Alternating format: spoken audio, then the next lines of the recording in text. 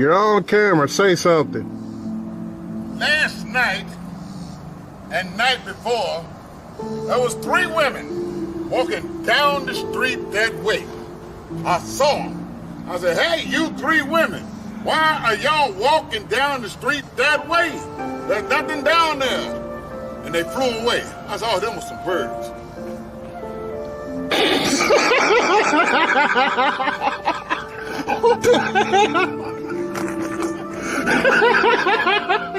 Toss a coin to your grifter, oh bigot of plenty, bigot of plenty. Toss a coin to your grifter, bigot of plenty, oh bigot of plenty. Toss a coin to your grifter, oh bigot of plenty, bigot of plenty. Toss a coin to your grifter, oh bigot of plenty, bigot of plenty.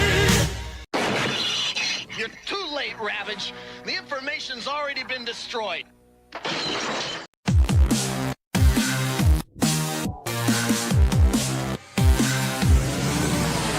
Look at the world! Spinning so blind. He cracked the code, wired the grind. Told you what's next, mapped the design. Late to the game, he's ahead of your time. Eyes wide shut while he saw through the smoke. Y'all laughed it off, but the guy's no joke. Truth hit hard, left the doubters broke. Every call he made, it's the master stroke. Called it again. Are you listening? He's got the spark, yeah, he's glistening. Future's on lock, man, he's blistering. Told you what's coming, now it's christening. Called it again. Are you missing it? Pinpoint shot, every hit legit. World's in his hand, man, he's twisting it. Bow to the king, he's the infinite. Called it. Yo, rewind the tape. Forecast so clean it escapes the hate. This ain't no luck, this is fate. Create while you hesitate. He dominates. Yo, Snoop Shoot K on the mic.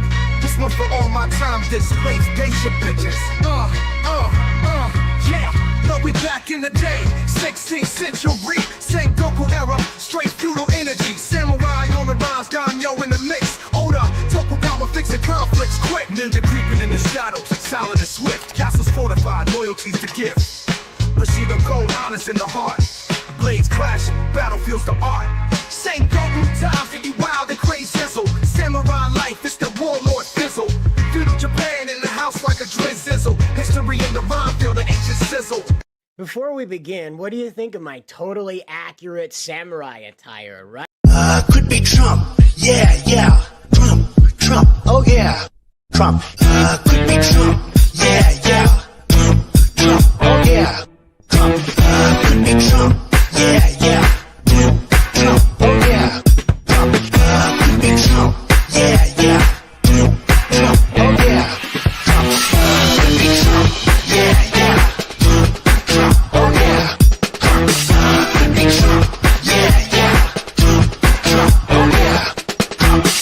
Could be Trump. Yeah. Trump. Oh yeah. Trump. Could be Trump. Yeah. Trump. Oh yeah. Trump.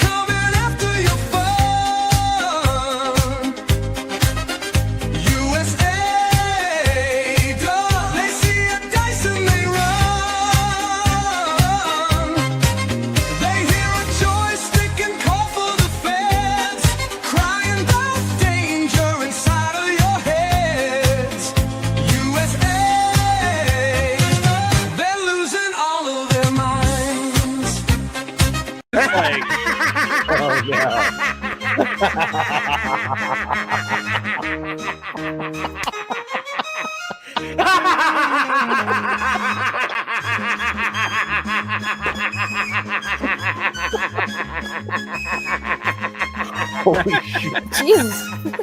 Oh my god.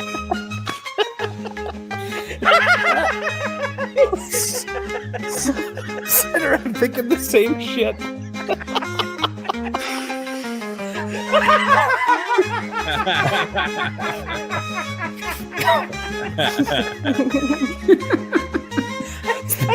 I can't breathe. I gotta stop looking at.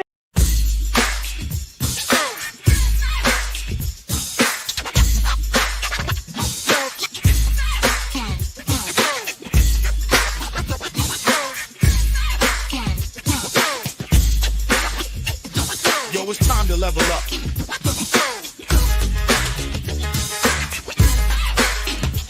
Get that firepower. We taking it all. Yeah. Boots on the ground. I'm running this race. Brick buster with the knuckles. No time to waste. Through the mushroom fields where the wild things grow. Jumping higher than the clouds. Let the energy flow. Never fold. Never break. Every step I take, I make the ground quake. Big shell creeping. He's the king of the crawl. But I'm built for the heat. I'm taking it all. Keep pushing through the hills, never back, never fall. It's a battle every step, but I'm taking it all. Fire in my soul, yeah, I'm breaking the walls. No matter what it takes, I'm saving it all.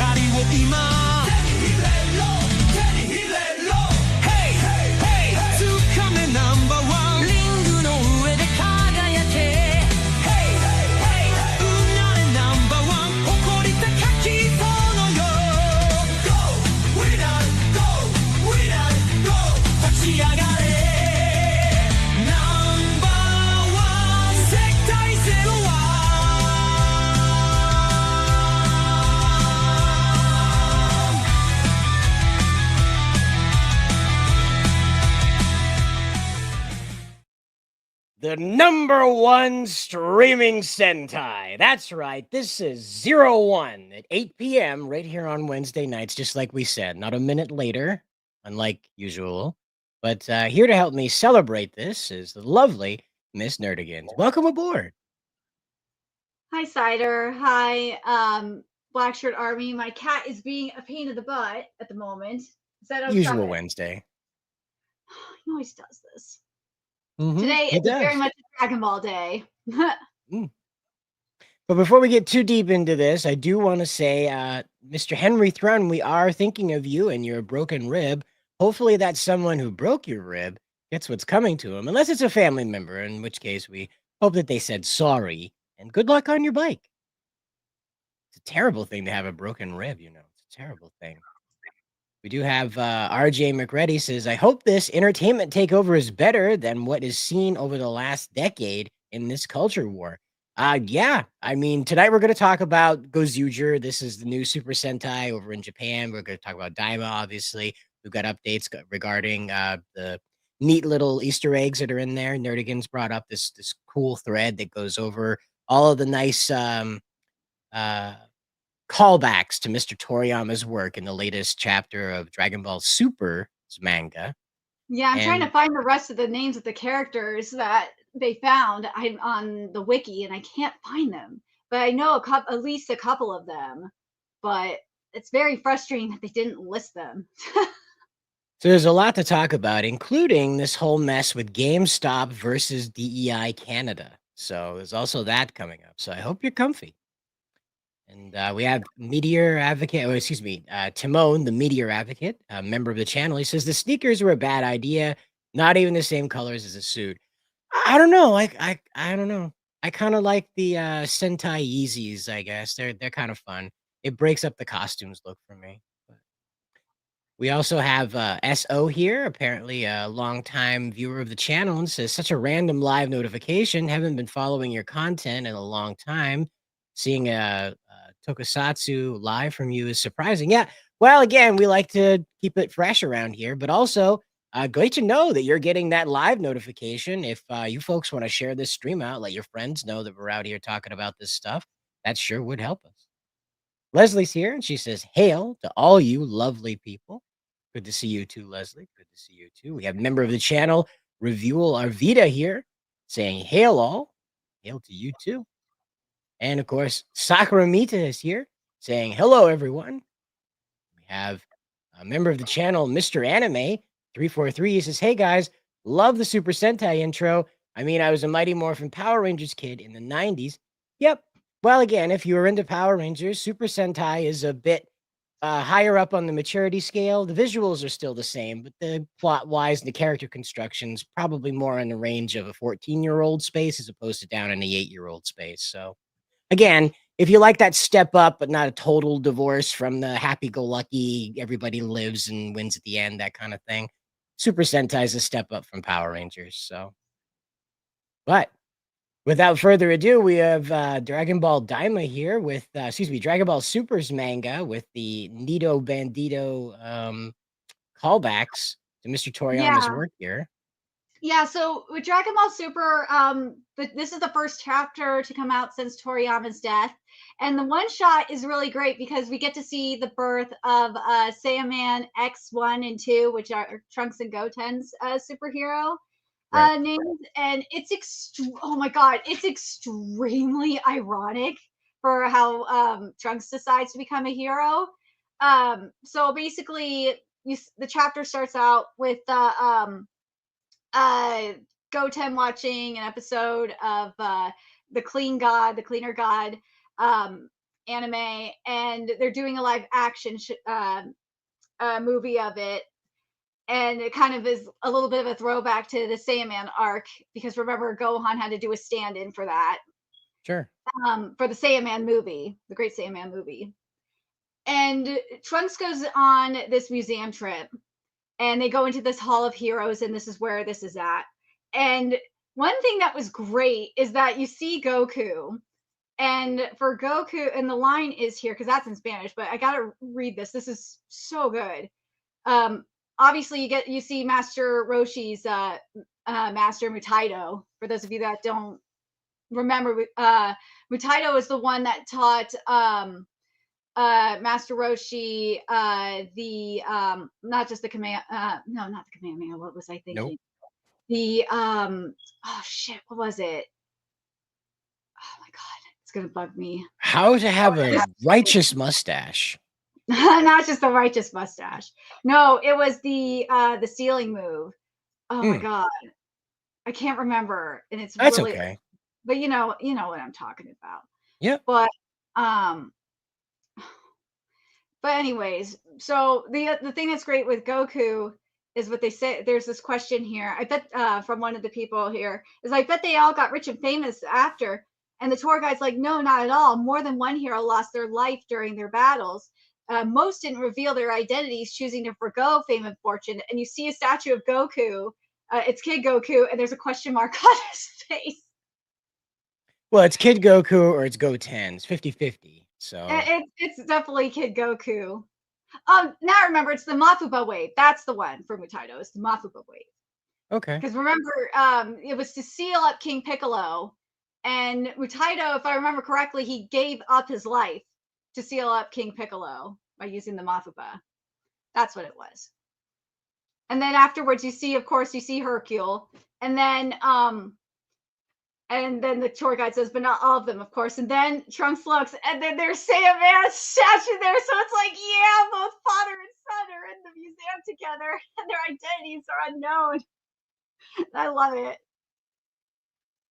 Yeah, the Saiyaman concept is pretty adorable. it takes, like I said, Tokusatsu. It takes the concept of a masked, helmeted hero that saves the day and also emerges in some of the American style superhero attitude. So, Yeah, but remember what I was just mentioning with the episode where Gohan was doing the stand-in for the Saiyaman movie, and he mhm. was saving the day. Yeah, we get that here with the cleaner god, because he does the stand-in for the cleaner god, because some robbers came in, and yeah, they were tried to take Trunks hostage, and Trunks was going to try and pull. Well, he did somewhat pull a stunt, and Gohan as cleaner god's like, no, can't use your powers in public.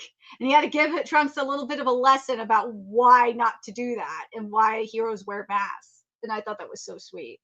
Mm, building a But narrative. yeah, but I think the funniest part in all of this is when is after everything said and done, and Trunks is playing. Goten comes over and Trunks is playing the Clean God game, and they're like, become they decide to become superheroes for real, and they Mm, decide to do the Saiyaman stuff. And remember, Trunks was making fun of Gohan for doing this, right? sure. And well, first of all, the suit before the underwear over the suit, they got inspired by Vegeta's Battle suit, and it was Goten that suggested it. It wasn't Trunks, it was Goten that suggested it, which I thought was a nice touch. But this is what Trunks said. He said, "What about superhero names? Didn't Gohan do a transforming superhero thing? What was his? Oh yeah, what was it? Oh, the Great Saiyaman.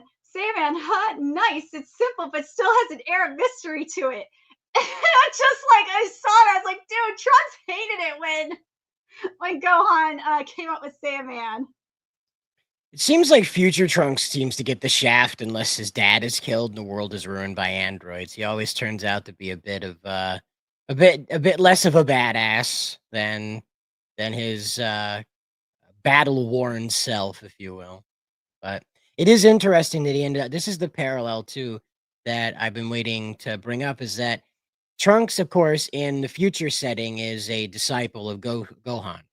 Yeah, So him being the second Saiyaman is an echo of that, where Gohan kept his arm and the androids didn't turn evil, or at least stay evil. So yeah, yeah, and then you got Goten being a Saiyaman, like totally makes sense because he loved Gohan a Saiyaman. So it just sure.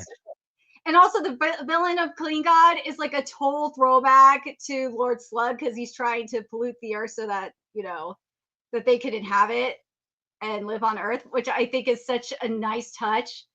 I really do like what Toyotaro did here.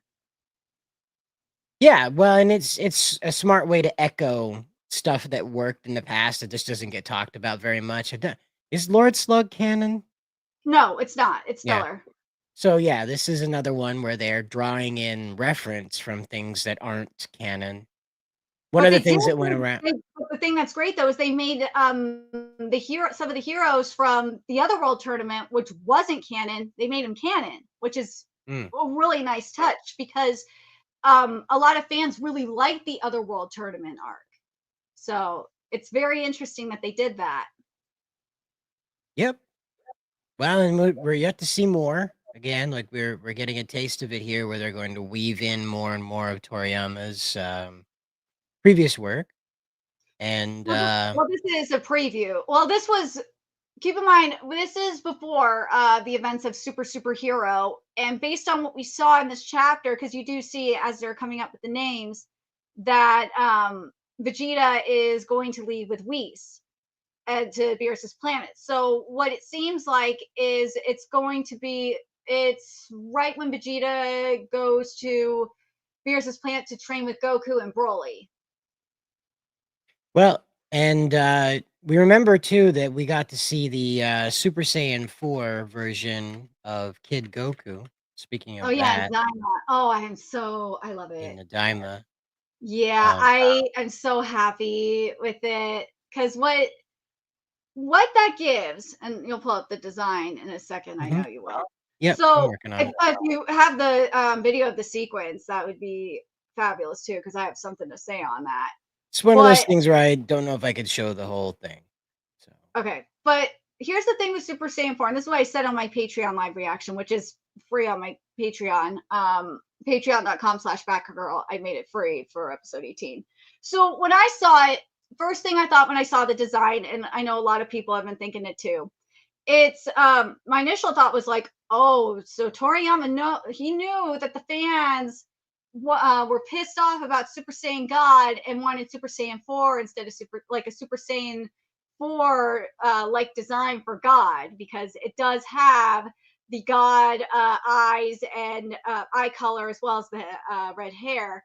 But and then after that, I was like, okay, this is kind of like a mixture of Super Saiyan 4. And then if you watch Super Dragon Ball Heroes, there's a form called Super Saiyan 4 Limit Breaker, which has the red hair. And that's what the form is giving. You don't have the image of Super Saiyan it's 4. extremely difficult to try and find something that doesn't look like fan art. I'm almost I think paranoid about this now because it's just so it's very ass easy. trying to find things next, It's easy to find it. Like I found Well, here's the thing is I I'm don't know what's fan art and what isn't. That's the Oh, thing for is that Super it's Saiyan, just are you gotten talking about so for Super shit Saiyan 4? that I can't tell. Hold So on, let me see if it's on there, I screen got cap. it. It's up on the screen. Okay, it is. Okay, good. It's all So, good. There it is. okay, good. So for me, what I thought when I first saw it, when Neva gave Goku the magic to transform, is like, okay, this is very much like what we see in a way, what we see when Goku transforms into Super Saiyan God, when you have the Saiyans give Goku the power to transform. That's what I feel like it's more of a foreshadowing than anything else, but you still sense his ki. So you know it's not God ki. So it's still, for me, it's a foreshadowing more than anything else. But my one gripe with the sequence, though, I'm not gonna lie, is I wish, like, right when we get to the core part, as he's transforming, I wish we would have saw an Ozaru. And then, as you know, he's awakening, have the Ozaru wake up, and then see the silhouette of the Ozaru move with it, and then have like Goku is then see the full on awakening. That was the one thing that I had an issue with, it was just not seeing the Ozaru. It just really bugged me personally. But Well, the whole thing with this transformation is kind of confusing. It seems to just be like it's a bit it's I don't magic based. yeah, and so I'm not sure that the Ozaru can really be applied here because it's not I wouldn't say that it's Goku causing the transformation, so it's got less to do with No, here's what it is for me. What Neva did was used his magic to tap into the Ozaru power that's inside of Goku and then awaken it, and then that's how the form came. That's how I kind of interpreted it. But yeah, like it's Oh, you wait, we're gonna find out this is like some Super Saiyan God 2 or something. it's not. This is because this takes place before Battle of Gods.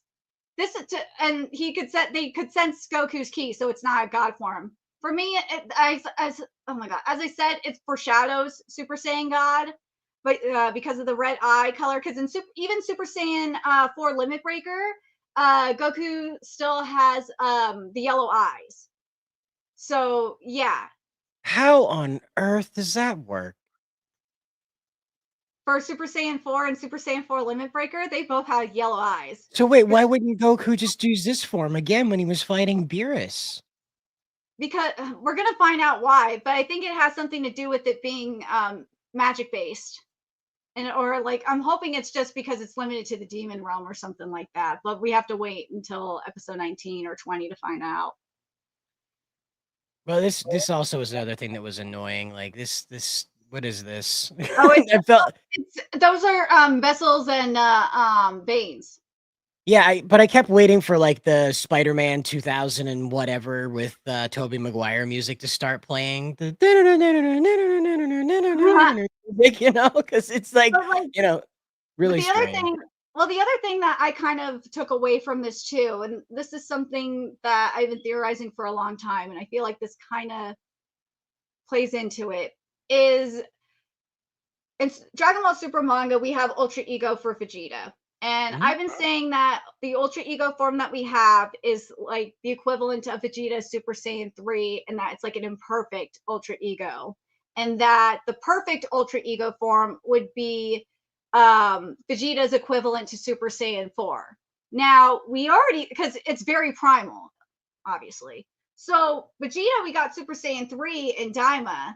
If he doesn't get a Super Saiyan 4 here, which I don't think he will, if he does, I'll be very surprised.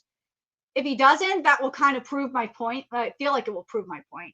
But I feel like that we'll get like a version of Super Saiyan 4 for Vegeta later in the manga, and it will be like the perfected Ultra Ego.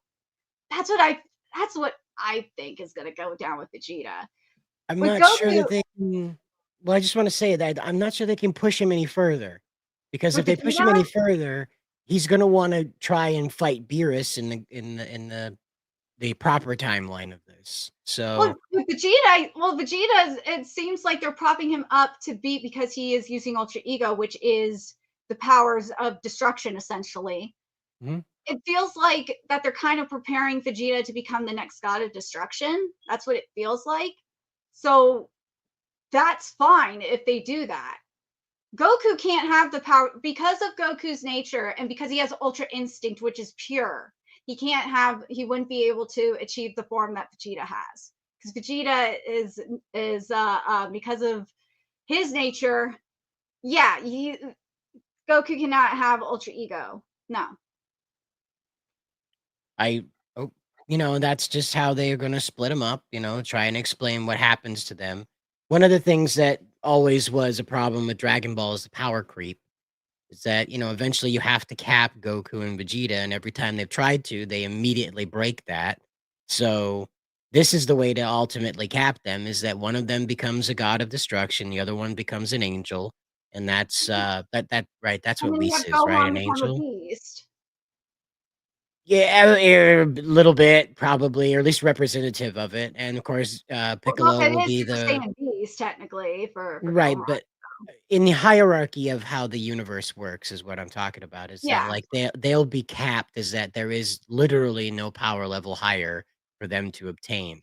Not because again, like in before, it was just like, okay, we're stacking Super Saiyan levels now, but now they're in the realm of deities.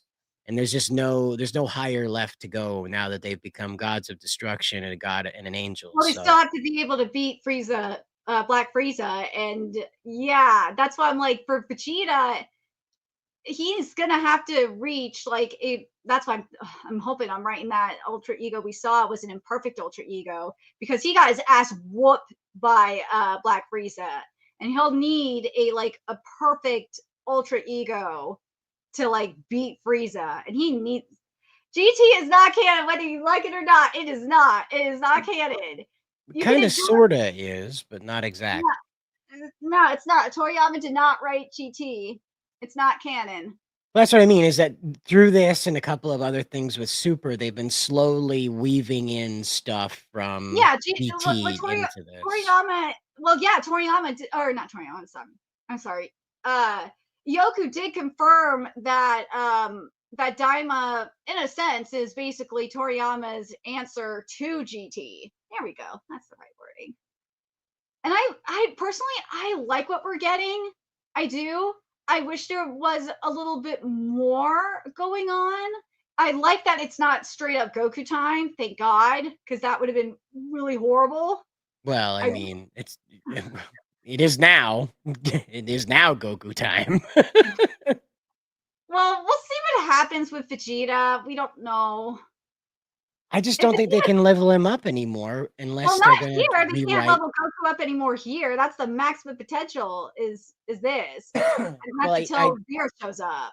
right, that's what I mean, is that they can't level up Vegeta anymore, or else he's gonna wanna, like, double team Beerus with Oh yeah, but Goku. the other thing, there's one other thing though. We still have there's fusion still, so this might not be enough. They're still gonna have to do a fusion. I really, that's why I'm like, I hope it's just if it's Super Saiyan, if we get Super Saiyan 4 Gogeta, I know people are gonna lose their fucking minds. I'm torn on that. I was totally prepared for just like Super Saiyan 3, like Vegeta or Vegito. I was totally fine prepared for that. But if it's Super Saiyan 4, I don't know if I don't know He's how already I'm got the red hair, so I'm not sure it can. That's the thing, is that the difference between in the fusion form is that both Super Saiyan 4s at their base setting have black hair. When they fuse into Gogeta, they have red hair. The fur turns red. but there is a hold on, let Hair me make sure turns I'm red. right on it. But I know I think they do fuse in Limit Breaker, which I think both of them have Which would right mean here. that this could be a setup for the cap for Black Frieza, is that the both of them obtain this Super Saiyan form, this here with the Donkey Kong body style. And then they're a bit Yeah, Super they're Saiyan you know, 4, and then they fuse. yeah, Super Saiyan 4 is this Limit Breaker? Oh Yeah, Super Saiyan yeah. 4 No, Limit what? No, Breaker is wait, red. Nerdigans, wait. That's gonna be the key to it. Think about this. That's gonna be the key to it. Nobody's ever fused a destructor and an angel together. No one's ever Ooh, done that that would be before. interesting. And that'll be how they finish off Black Frieza, is creating the yin yang effect, life and death. You see, the yin and yang. And Yeah. that'll be the cap form, is both of them will obtain this Super Saiyan 4 form, but one of them will be under Ultra Instinct, the other one will be under Ultra Ego, and then they'll fuse together into, the Creation Saiyan or whatever, Super Saiyan Creation, or, Super Saiyan Double God, whatever I think this ridiculous thing. I'm just making sure this is Oh, he accessible. does. He looks like Donkey Kong. He got all like big forearm, Popeye forearmed, and stubbity legs. He looks like a really aggressive Donkey Kong. Give him a tie. But I'm trying to see if this is it or not. But yeah, there is a limit breaker for Gogeta. I'm just trying to make sure it's not the fan art that I'm looking at here. Oh, here it is. It's on the fan wiki. Here we go. Let me just grab it. what do we grab? I'm just trying to see if I can find the Super Saiyan 4 Limit Breaker Gogeta because I saw it. Where is it? Come on. Right, we're Why having can't I trouble see it? finding Dragon Ball stuff. Apparently, Google does not like Dragon Ball, so we should write strongly worded letters to them about that. Yeah. But the Dragon Ball Daima is, of course, drawing to a close Mr. Toriyama's vision for this franchise. Not that the franchise itself is coming to a close, but this is Mr. Toriyama's vision. As we've seen reports, is that he was quite literally in the guts of the day-to-day production of this.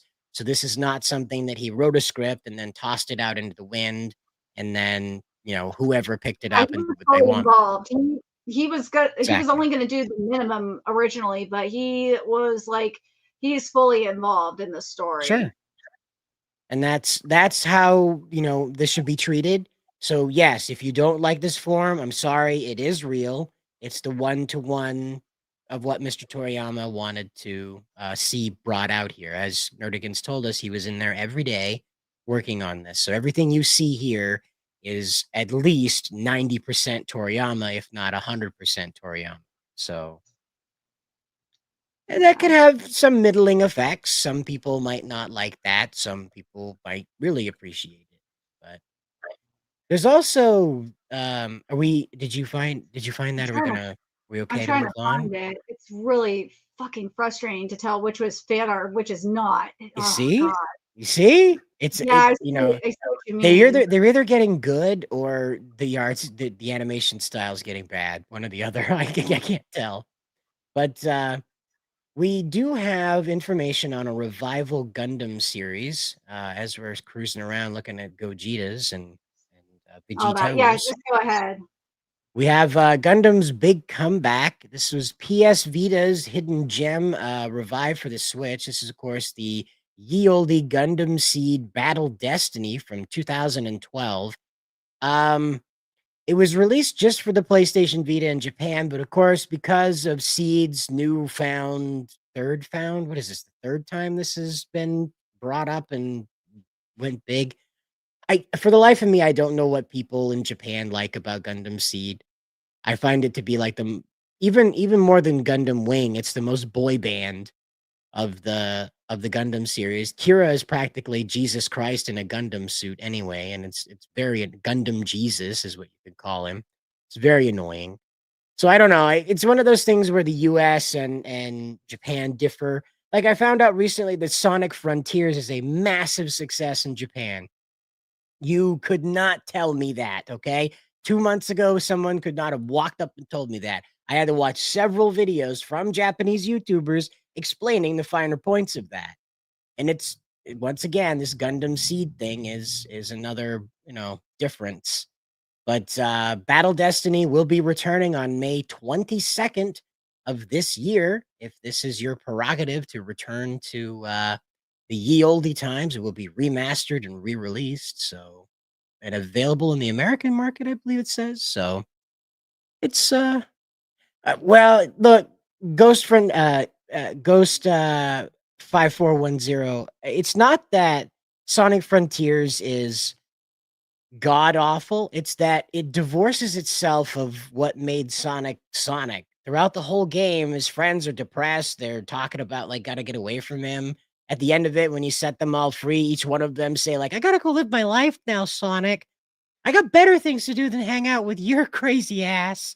And Tails departs from Sonic. Amy departs from Sonic. Knuckles departs from Sonic. After he went all this crazy adventures to save them, the first thing they tell him is like, I gotta go, man. There's enough of this. And you got crazy Sonic's crazy lower voice there because they're like, well, we want to mature Sonic. We want to let everybody know that Sonic's growing up. Why? He's a little blue hedgehog that runs fast and eats chili dogs. He doesn't need to grow up. There's no what is he gonna do? File his taxes in the next Sonic game? Is he gotta get his driver's license? Well, okay, that would be good actually. If Sonic had to get his driver's license in the next game, that would be kind of fun. You gotta parallel park with Sonic. But Frontiers was really dry, I guess. Depressing is what I read out of it, but that's what I get out of Seed Destiny and Seed is that it's a very depressing story, even for Gundam, you know? I think I found a couple of them. A couple images of it. Like Limit yeah. Breaker is Okay. just wild.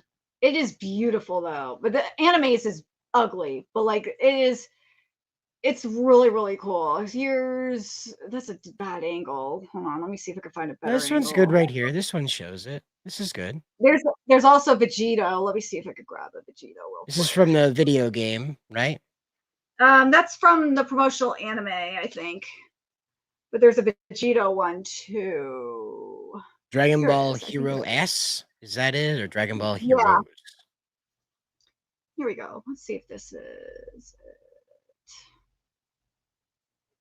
But yeah, as you can see, there's multiple ways they could execute this Dragon Ball thing. We'll see what happens with it. But Yeah, this is Vegito here. This is the Limit Breaker Vegito. So you could have both here. So yeah, it does work. It does exist. Maybe I did send you Vegito and not Gogeta. Hold on. Yeah, that is Gogeta. Okay, that's what I thought. I was like, what? But yeah, Limit Breaker is a really, really sick form. I've seen it in the Super Dragon Ball Heroes manga with I know Zeno Goku has it and Zeno Vegeta has it. Gohan has in Super Dragon Ball Heroes, he has Super Saiyan 4. I don't think he has I don't remember if he has Limit Breaker or not, but it is just these forms are insane. But yeah, it's beautiful. I don't think we'll get it though in Daima. I don't think we're gonna get Limit Breaker. there's Like not that. enough time. Not enough time. I don't think we'll have Limit Break. I think I really am we don't know how much time Goku is going to be able to use Super Saiyan 4. That's why I'm like thinking a Super Saiyan 3 fusion is probably going to happen. What is Super Saiyan 4? That's what I think. And it would be a great callback to the Boo arc because of Gotenks. Well, yeah, level 1 million. Hey, it's me in HD says, I remember in the early internet days searching for images of the elusive Super Saiyan level 1 million. Yeah. Oh, We're then there's rapidly approaching the design sense of those bizarre things. Toyotaro's Dragon Ball AF with Super Saiyan 5. Yeah, well, we still don't know if that's gonna happen or not. So, in all No. likelihood, there's a great possibility that will, because there's no end to this machine, kind of like how it circles back around. There's just no end to the machine here. So, again, as long as people buy it, Japan will keep selling it, and that's how that goes. Similar to what happens with their voice actors. Yeah, it's freaking crazy. So I saw this earlier today. There is a voice actress. She is a newer voice actress. She is, hold on, let me have my tweet in front of me. Lunar Life in Another World voice actress, Mari Takahashi. And something she said was nowadays, even at voice actor auditions, you will be asked how many followers you have on social media. And Yep. numbers aren't everything, but I want to seize the opportunities I've been given with my own hands. That's so wild that now even in Japan, social media followers are being taken into account. We've seen this like on I don't know if it's happening in Hollywood in terms of movies, but I know it's happening in like reality TV, for example. I think it's Well, you know happening. why? Well, yeah, because they want the clicks, they want people, they want the views. Well, Hollywood, here's I think, no, is no, somewhat wait. Well, no, no, wait. The big thing is that there's ad blockers. So right yeah, now, Disney and Bounding into Comics are on the same level of audience access. Thanks to ad blockers, you and I can filter out anything a multi-million dollar corporation can put out. So they need these people to go out and spread the word on social media, because there's no other way to communicate things. Like, they can buy an ad on Twitter, on X rather, on Facebook, on Instagram. People are going to slide right by it.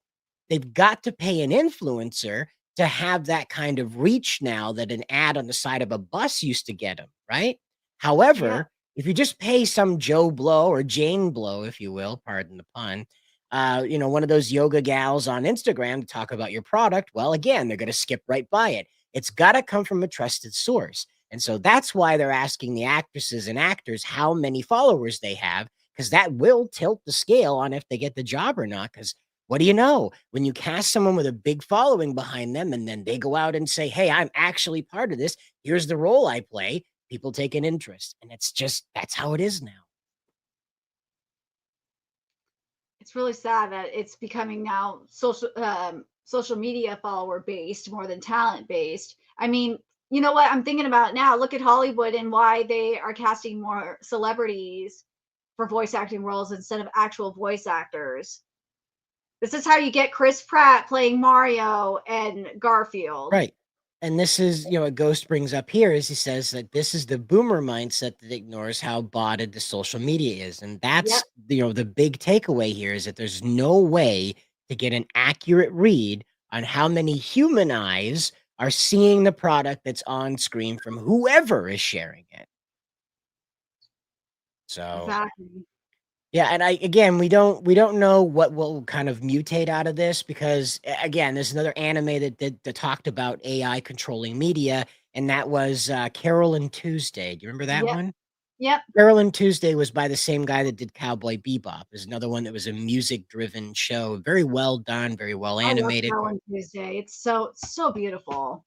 The art style was more reminiscent of Witch Hunter Robin than it was Cowboy Bebop, so you had a bit more of the female characters were a bit more luscious in their approach than scandalous as they were with Faye. Yeah. So, in Cowboy Bebop, of course, and so I really think that in that anime, the AI were, not I think, I know, is that the anime, had that, featuring the AI controlling everything. So a performer would perform in front of these AI, and the AI would then say good, bad, or indifferent, and then that would become top charts. So if you think about that on a wider scale, right? So the AI will be in charge of deciding what is, humanly appealing. Isn't that an interesting twist? It's crazy. This is why I don't like have well, I wish I could just completely disable Grok and get rid of it on my freaking Twitter profile period, because I don't want AI to take information from me and use it for other shit. I have everything in terms of like data sharing and all that. That's completely shut off. I don't share any info with like Facebook or Twitter or anything like that. That's all shut off. Hey, it's me and HD asks, whatever happened to the live action Akira adaptation? And Oh, that's not I think much like the My Hero Academia one is that it's gonna like it stopped like completely in production, most likely because the direction it was going in was extremely woke. With any luck at all, they'll drop it completely and forget all about Japanese anime and go back to snorting coke and making movies about giant snakes in the jungle. I don't know what. I haven't heard anything from because the director Watanabe, who's for My Hero Academia, because Watanabe is a good, actually, unlike a lot of these directors, Watanabe is actually a good director. I mean, he's winning awards for fuck's sake, but for anime live action adaptations. But this the other one though, Akira, that one should not be happening at all. That one, especially considering who's supposed to be directing it, yeah, that could go to hell. Right, and it's a good thing that that's stalled to the point where people forgot about it, much like the live action Gundam movie that hopefully will never happen. Well, I See, mean, it got announced, so well, that's just it. They announced it twice now. That's the thing. Okay, 4 years ago they announced it on Netflix. Now it's been announced again, so we can just cross our fingers that they forget about it again. But I wish the Goonies sequel was getting tossed in the trash. I hate that that's happening. I hope they call it the Gooners. Completely unaware of what that means. I hope they call it the Gooners. All gooned That up. would be Goonies all gooned up. that would be Anyway, amazing.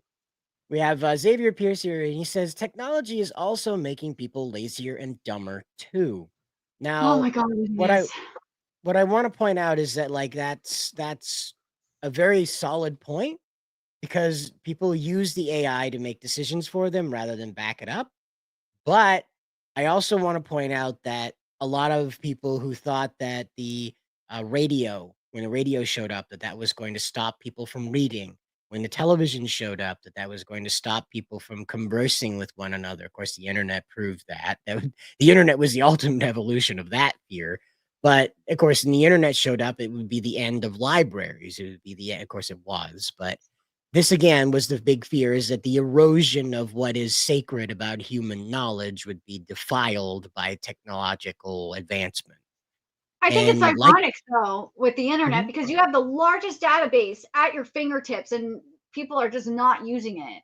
It's a big joke. It's a joke that's been around since we got smartphones. It was right now in your pocket, you have the culmination of all known human knowledge ever experienced, and you use it to look up pictures of cats. And that's and that's just it's one of those things where you have to understand that the majority of folks just aren't charged with the desire to expand their consciousness. They're just not. It's not that they're any fault. It's just folks tend to focus on things that are immediately in front of them as opposed to the intangible things. It's a bit of that survivalist instinct that stuck with us from those 200 years ago when we were pooping in boxes outside. Remember outhouses? Remember hunting in packs so that mountain lions and coyotes didn't overwhelm us in the night?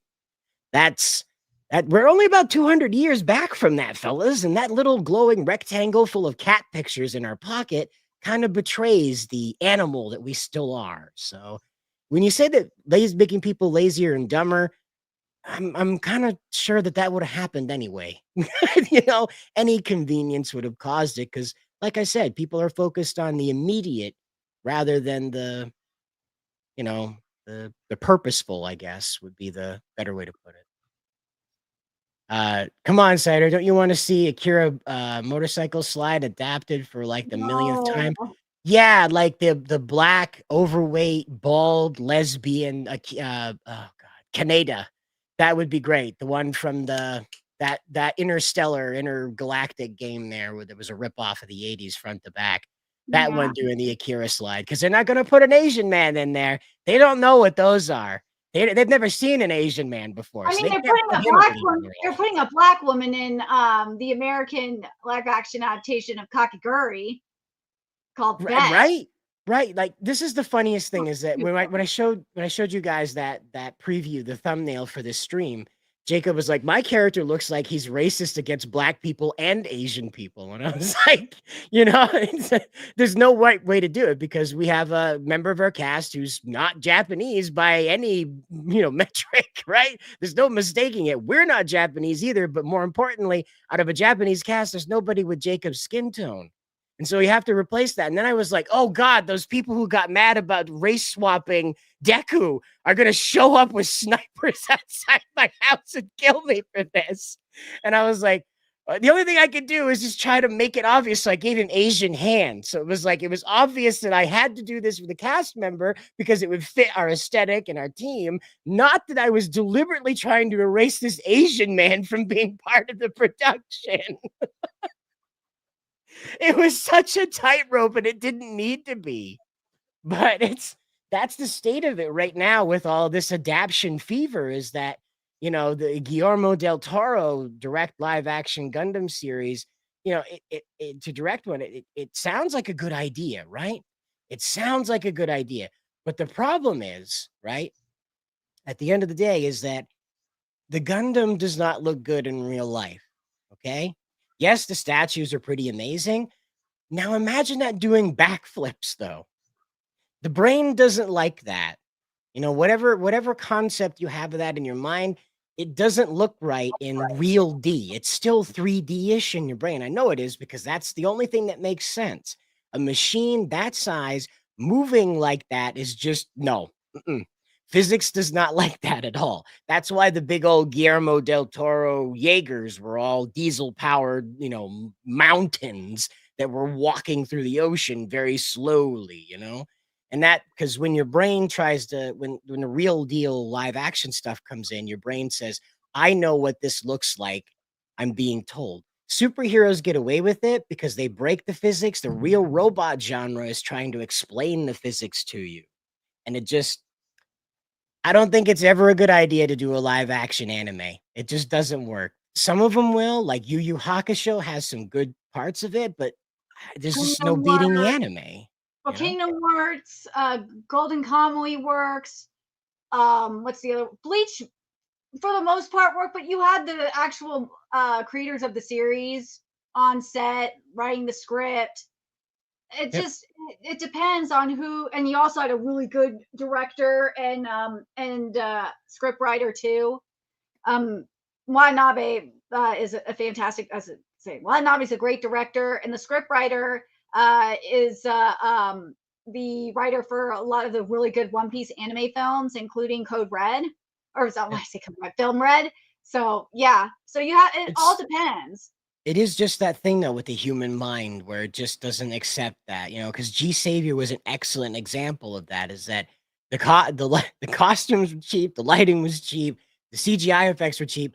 When you break down to that intersection of like, I know what a human does, and I know what a giant machine does. G Savior missed that completely. And that's exactly what you're going to run into with any other rendition of this. We had another one here.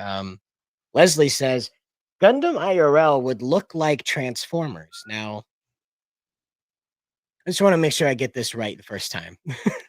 What happens in Transformers is even in the cartoon, the robots are slow, as it were. When Optimus is like jumping through the air, it takes him a minute to get there, When they're transforming and they're leaping into action, they're doing that. When they're doing kung fu, when they're punching, there's a little bit of delay. There's like I don't know if it's on purpose, but even when the Transformers are moving, they're a little lumpy, if you will, when they're moving, even in the cartoon and stuff like that.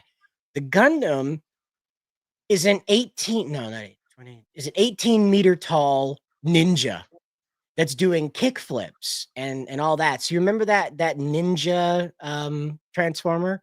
It was just kick flipping and jumping all over the place. He has to be faster than that. And I think almost twice the size. Because the Gundam, Yeah, the Gundam's twice the size of a Transformer, I believe. I think it's Optimus on Optimus is the height of the Gundam, I think. Right around there. And so that has to be going faster than that samurai Transformer from the last movie there. And your brain's just not going to accept it. That's the thing. When you get down to how Amuro is piloting that thing, it's absolutely insane to try and make that look even remotely correct to the human eye in real life, you know? That's why anime stuff is you just shouldn't mess with it. My Hero Academia's live action one, just like my Naruto's live action one, they're gonna be ass. There's no way around that. You can't make the human mind accept that a human being is doing what Naruto does. There's so many stretched perspectives. There's just so much abuse of the human form in order to create the animalistic fighting style of Naruto in the Tails form. So there's no way to do Naruto when he's really powered up without it being an absolute clown show. Same Well, thing with also all the the gear produc- system with Deku. well, also the production team for Naruto is a complete clown show, so there is that. Yeah, well, it's DEI up the, you know. Live action Kill la Kill, I think they could pull that one off like they pulled off the live action Witchblade. So I think well, sort of. So I think that one would do okay because that doesn't lean so much into crazy fighting moves so much as it leans into like the dazzling effect of fighting. You know, and that's easier to communicate. Sort of like how One Punch Man is easier to communicate than Bleach.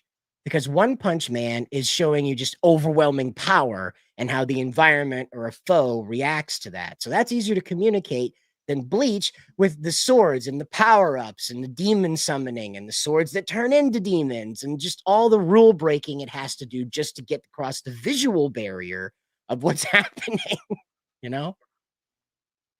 It's one of those. But So then, if you're an anime fan, then on Twitter and even to an extent Reddit, the insanity that's happening, especially on Twitter, because you had a tweet that went viral is a 15-year-old decided to attack a classic anime called Suzumiya Haruhi, and he got destroyed. He said that I'm not gonna say it, he said Twitter N-word when you don't know some random anime show from the 1980s that's called I Got Reincarnated as Diddy and now I want to go to the store and to buy a cupcake. A 15 and the anime that's in question, Suzumiya Haruhi, is from 2006. These, I swear to God, these minors should not be on Twitter. I swear. And it's not just idiot minors like this one. There's a lot of Zoomers as well that became fans, and even people our age that became fans in 2020 during COVID that have been attacking anime fans for having waifus and fan service and are trying to tell us how to like our stuff, and it's just like, dude, go the hell away. What are you doing here? You don't like anime, just go away. For fuck's sake, I saw a Reddit post that got deleted immediately thanks to a based our anime mod that was saying that I was asking about Sakamoto Days having what was it, like some gender affirmation or something like that. I was like, oh my God, you're really asking this?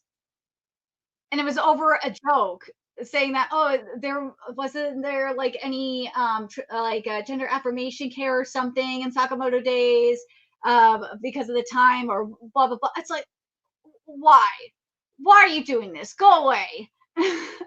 well, there's going to be a lot of things going forward with this because, again, as people explain, like, you got minors on the internet now, and there is a push to get them off. But the problem is that when you're dealing with this kind of population, is that they're uninformed, and it's always going to be like that.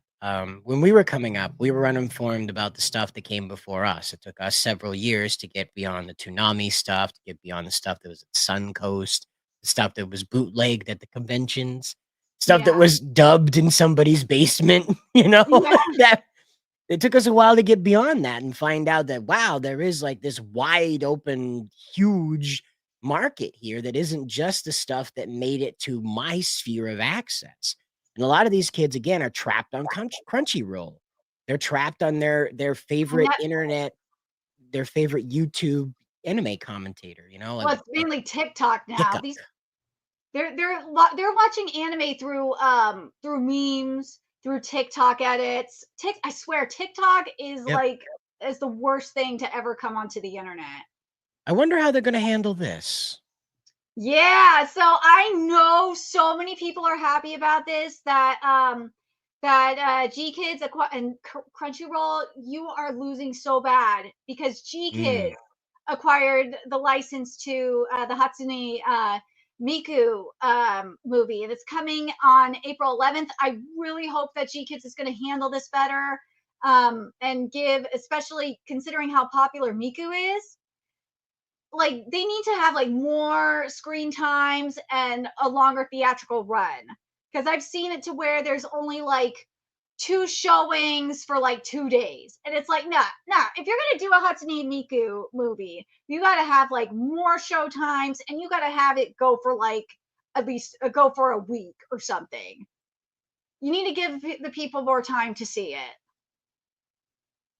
And Well, also, you you're know, gonna have good marketing too, because this is Hatsune Miku. Like this you is gotta one market the hell out of it. this is one that could do a live action adaptation, because we had Sakura Mita ask here a little while ago about, you know, live action romance animes. And yeah, I think the colorful stage, you know, the movie, the Miku Can't Sing would probably make an okay live action adaptation. I'm not so sure that places like outside of you remember Angel Studios? Yeah. Angel Studios did the for those of you who don't know in the audience, they did the Sound of Freedom movie that was so controversial, that was about child sex trafficking down in the South American countries. And so I would trust them to be able to do this, because they recently put out Gabriel and the Angels. I would I'll bring up just a preview of that. Gabriel and the Guardians, rather. And it's a Maramé, if you will. Uh they put together this pretty well presented uh preview of this. And wouldn't you know, the guy who is playing the voice of the main character here, Gabriel the Guardian, if you will, the Celestial Guardian, not the Angel, if you will, because we don't want to go that far, I guess. But that's Johnny Young Bosch, who is voicing Gabriel in this. They are serious. They went out and they found top tier anime vocal talent to voice this, and it looks to be the same studio that did He-Man, the recent one there where he where Kevin cried again. Oh, Kevin Smith was you mean crying. Powerhouse? Yeah, I think this is a studio that did that, because this looks very, very similar to their art style. See if I can scroll down. You can look at more of it here. Yeah. So yeah, as you can see, it kind of it bears a semblance to that. It looks very close to what they were doing with With man, it just left my head. I'm so sorry. I'm so distracted that a Christian media studio put together an anime that doesn't suck. Again, I don't know if I can show you the trailer to this. It is actually very well done. It's not the hand of God coming on like, Gabriel, you gotta go beat some ass. They explain that like the Nephilim are a legitimate threat and they are destroying the world, and that these people you see in the poster here are the force to stop that. You know, Gabriel's brought in late. He's the last of the fighters brought in, and what is to be like the middle point between God and, I assume this is supposed to be Metatron that's talking to Gabriel and telling him to go and help the humans. And these characters are, of course, are the humans that are defending. Well, there's an elf, but these characters are defending against the Nephilim up here, who are terrible creatures trying to destroy the world. And I really appreciate that apparently it has a really great soundtrack too. They really went at this. They really attempted to create a true blue Christian leaning anime from America. And I got to give him props. It doesn't suck. I highly recommend you guys check out the trailer sometime, or you get a chance to watch a whole episode somewhere. I believe episode 1 is out, or at least the pilot episode is out. Really, really captivating plot line here is, again, the world's being destroyed by the Nephilim, and Gabriel and these Guardians are tasked with stopping that. I would say that it's probably in the age range of people who probably enjoyed like Tenchi Muyo. It has less of the harem aspects to it, and more of the we're a family trying to fight this evil that we're not clear where it comes from, that kind of stuff. So well, this guy's not quite that dramatic in his presentation. He's an old man, of course, talking to Gabriel, who is a young man, and Gabriel complains that he's a gardener. And this character, who I assume is Metatron, it might not be, but this character explains that that's why Gabriel's being chosen, is that he's not a destroyer. And, he cares for the things on Earth because he raised them. So that's why he's being sent. And I thought that was a very important thing, is that they weren't sending a conqueror. They weren't sending a fighter. They weren't sending Michael to deal with this, that it was the gardener.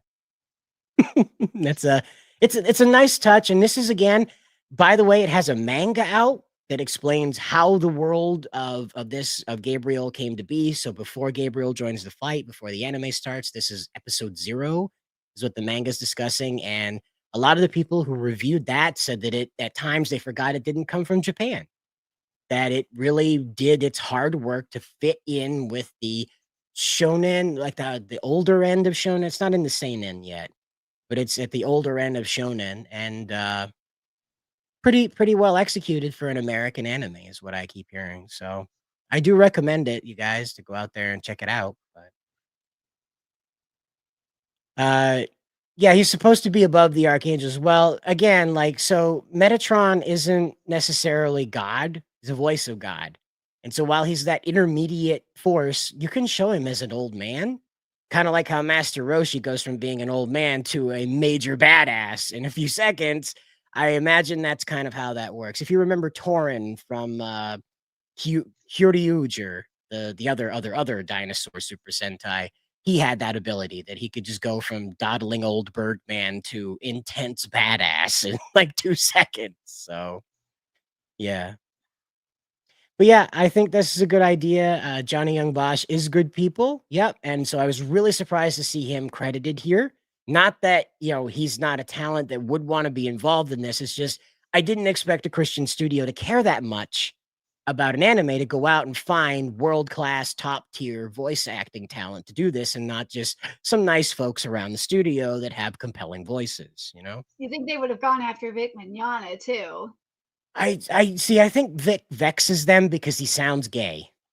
So you kind of 50-50 in it, who you're inviting into your camp. You know what I mean? And so I think that's what it is here. But the series synopsis reads, Gabriel, a celestial guardian, is sent to the dark realm of O.R.C.A to recover the eternal seed, a powerful artifact stolen from the celestial realm.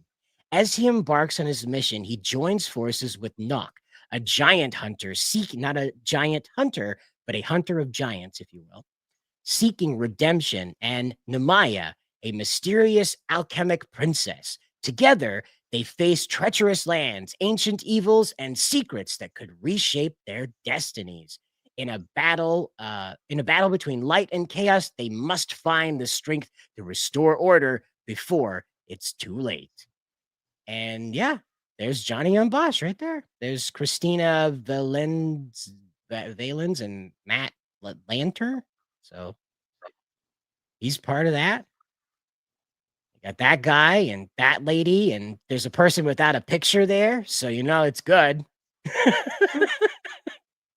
But again, it's one of those things where I just didn't expect a Christian studio to care this much. So by the way, because we mentioned Gundam earlier, who is the live action adaptation is being done by Legendary Studio. Well, the Street Fighter movie is too, and they found the director for it, and that is Kitao Sakurai, who was known for writing, directing, and executive producing the Eric Andre show, as Oh, well. Yeah, and who would you Twisted want Metal. on Street Fighter but that guy, of course. Well, he worked on Twisted Metal as well. Oh well, it's just one of those things. But now we're getting a Street Fighter movie because, well, we've plumbed superheroes enough. It's time to move on to video games and anime.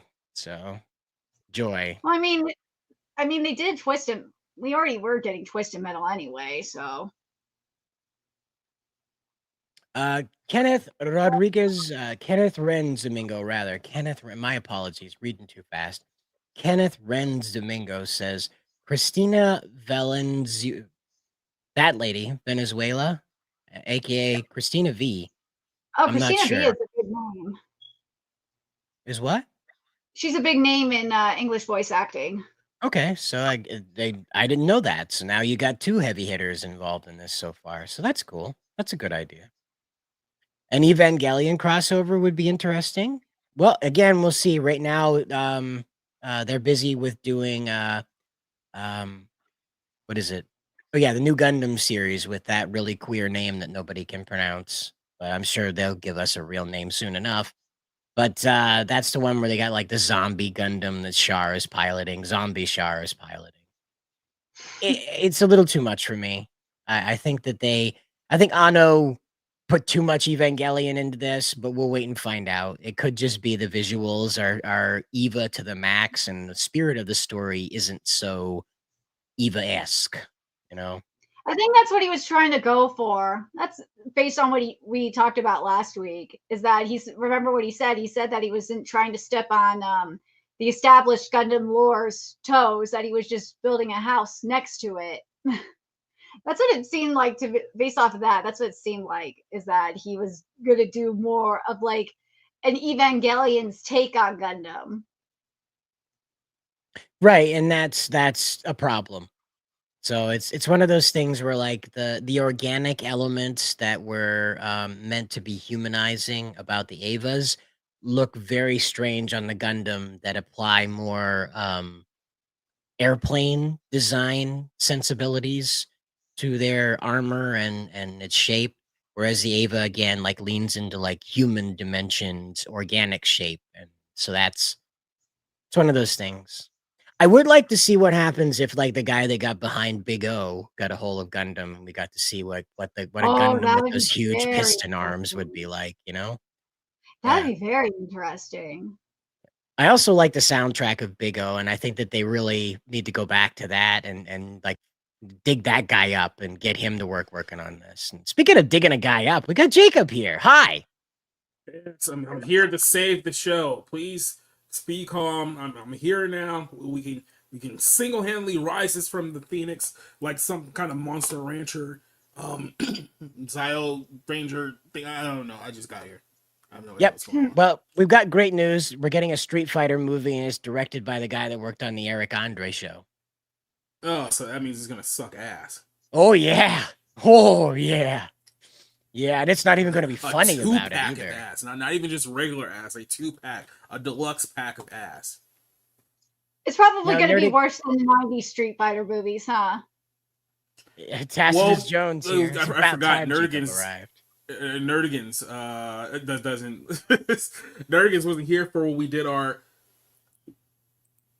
we actually did a a movie night for Street Fighter about like a year ago, maybe a year and a half ago. Yep. And it wasn't good, but it was entertainingly bad. So I mean there's a layer of entertainment to be had there with a film like that. So yeah, I don't think that this one's going to achieve that at all, especially knowing that Eric Andre's people are going to be associated with this. And it's like, the best case scenario that you can hope for is that, oh, well, maybe he's such a mark for Street Fighter that he actually hilariously F it up. Then the casting news will start being public, and it's like, nope, there it is. Back, we're out. So yeah, this is what we like to call a thing that is happening. Well, you have to ask yourself, how are they going to top Julia? It was Julia Rao, right? That did Bison. I don't think they can find anybody that can top Bison. You'd have to tap Jim Carrey for it, and even then, I don't think he could pull it off. He doesn't have the chin. They'd have to give him like a prosthetic chin in order to make him look like M. Bison, and then because I don't know anybody. Jim Carrey is just Raul like, Julia, right? That guy's name backwards. I would say, yeah, Jim Carrey is on an island all by his own right now. So I mean, I don't think that he's going to be a good first round pick for anyone's project at the moment. Right, I understand. Jim Carrey's not the right choice for this, but I just that's just it, Bowsat, is I don't know anybody that can do the kind of scene chewing that Raul Julia did, because like there aren't any actors anymore. There's just models that they stick in front of the camera for certain scenes. And I don't think that we're going to get like an actor that can do what he did. I don't know. Do you know anybody, Jacob, that could do that guy's act? Like even close to what he did? Not even remotely. Yeah, like I can't think of anybody. Like you'd have to like run Tom Holland up on a bunch of cocaine and Ritalin. Maybe he'd be able to do it. Maybe some fruit punch to give him a sugar high too. But I just don't know. Yeah, there is no one. That's what I mean. So like Jim Carrey's the only guy I could think of that could pull off the physical acting and like the like facial expressions of it, jumping around maneuvers that Raul would do when he would do his speaking, or he'd shoot his arm out when he was talking, roll his shoulder in it, that kind of thing. But other than that, I just don't know. You think Guy Pearce would be able to pull it off? You think Guy Pearce, Jacob? What do you think? Do you remember last night when we mentioned Clive Owen? You think Clive Owen would be a better pick at this point? I mean, he's probably within budget. He's got the face. He's got the chin. Mm-hmm. I don't know. He's another one you'd have to like coke up and feed him full of Adderall in order to get him to like do the scene chewing that Raul was doing, because like Clive doesn't do that. He's Sin City kind of like encapsulated his acting style. He's like the subdued, slow burn kind of actor. And I'm not sure that he would Gary Oldman. Okay. He needs some prosthetics again, but he's not foreign to that. But yeah, if we could figure out how to fuse Clive Owen and Gary Oldman into one man, like Clive Oldman, that'd be cool. I'm a bit roboty. Okay. Sorry. Didn't know. Takes me a bit to fix that. So if you want to talk about what you think this would be about, if you'd like. Oh, there's Christopher.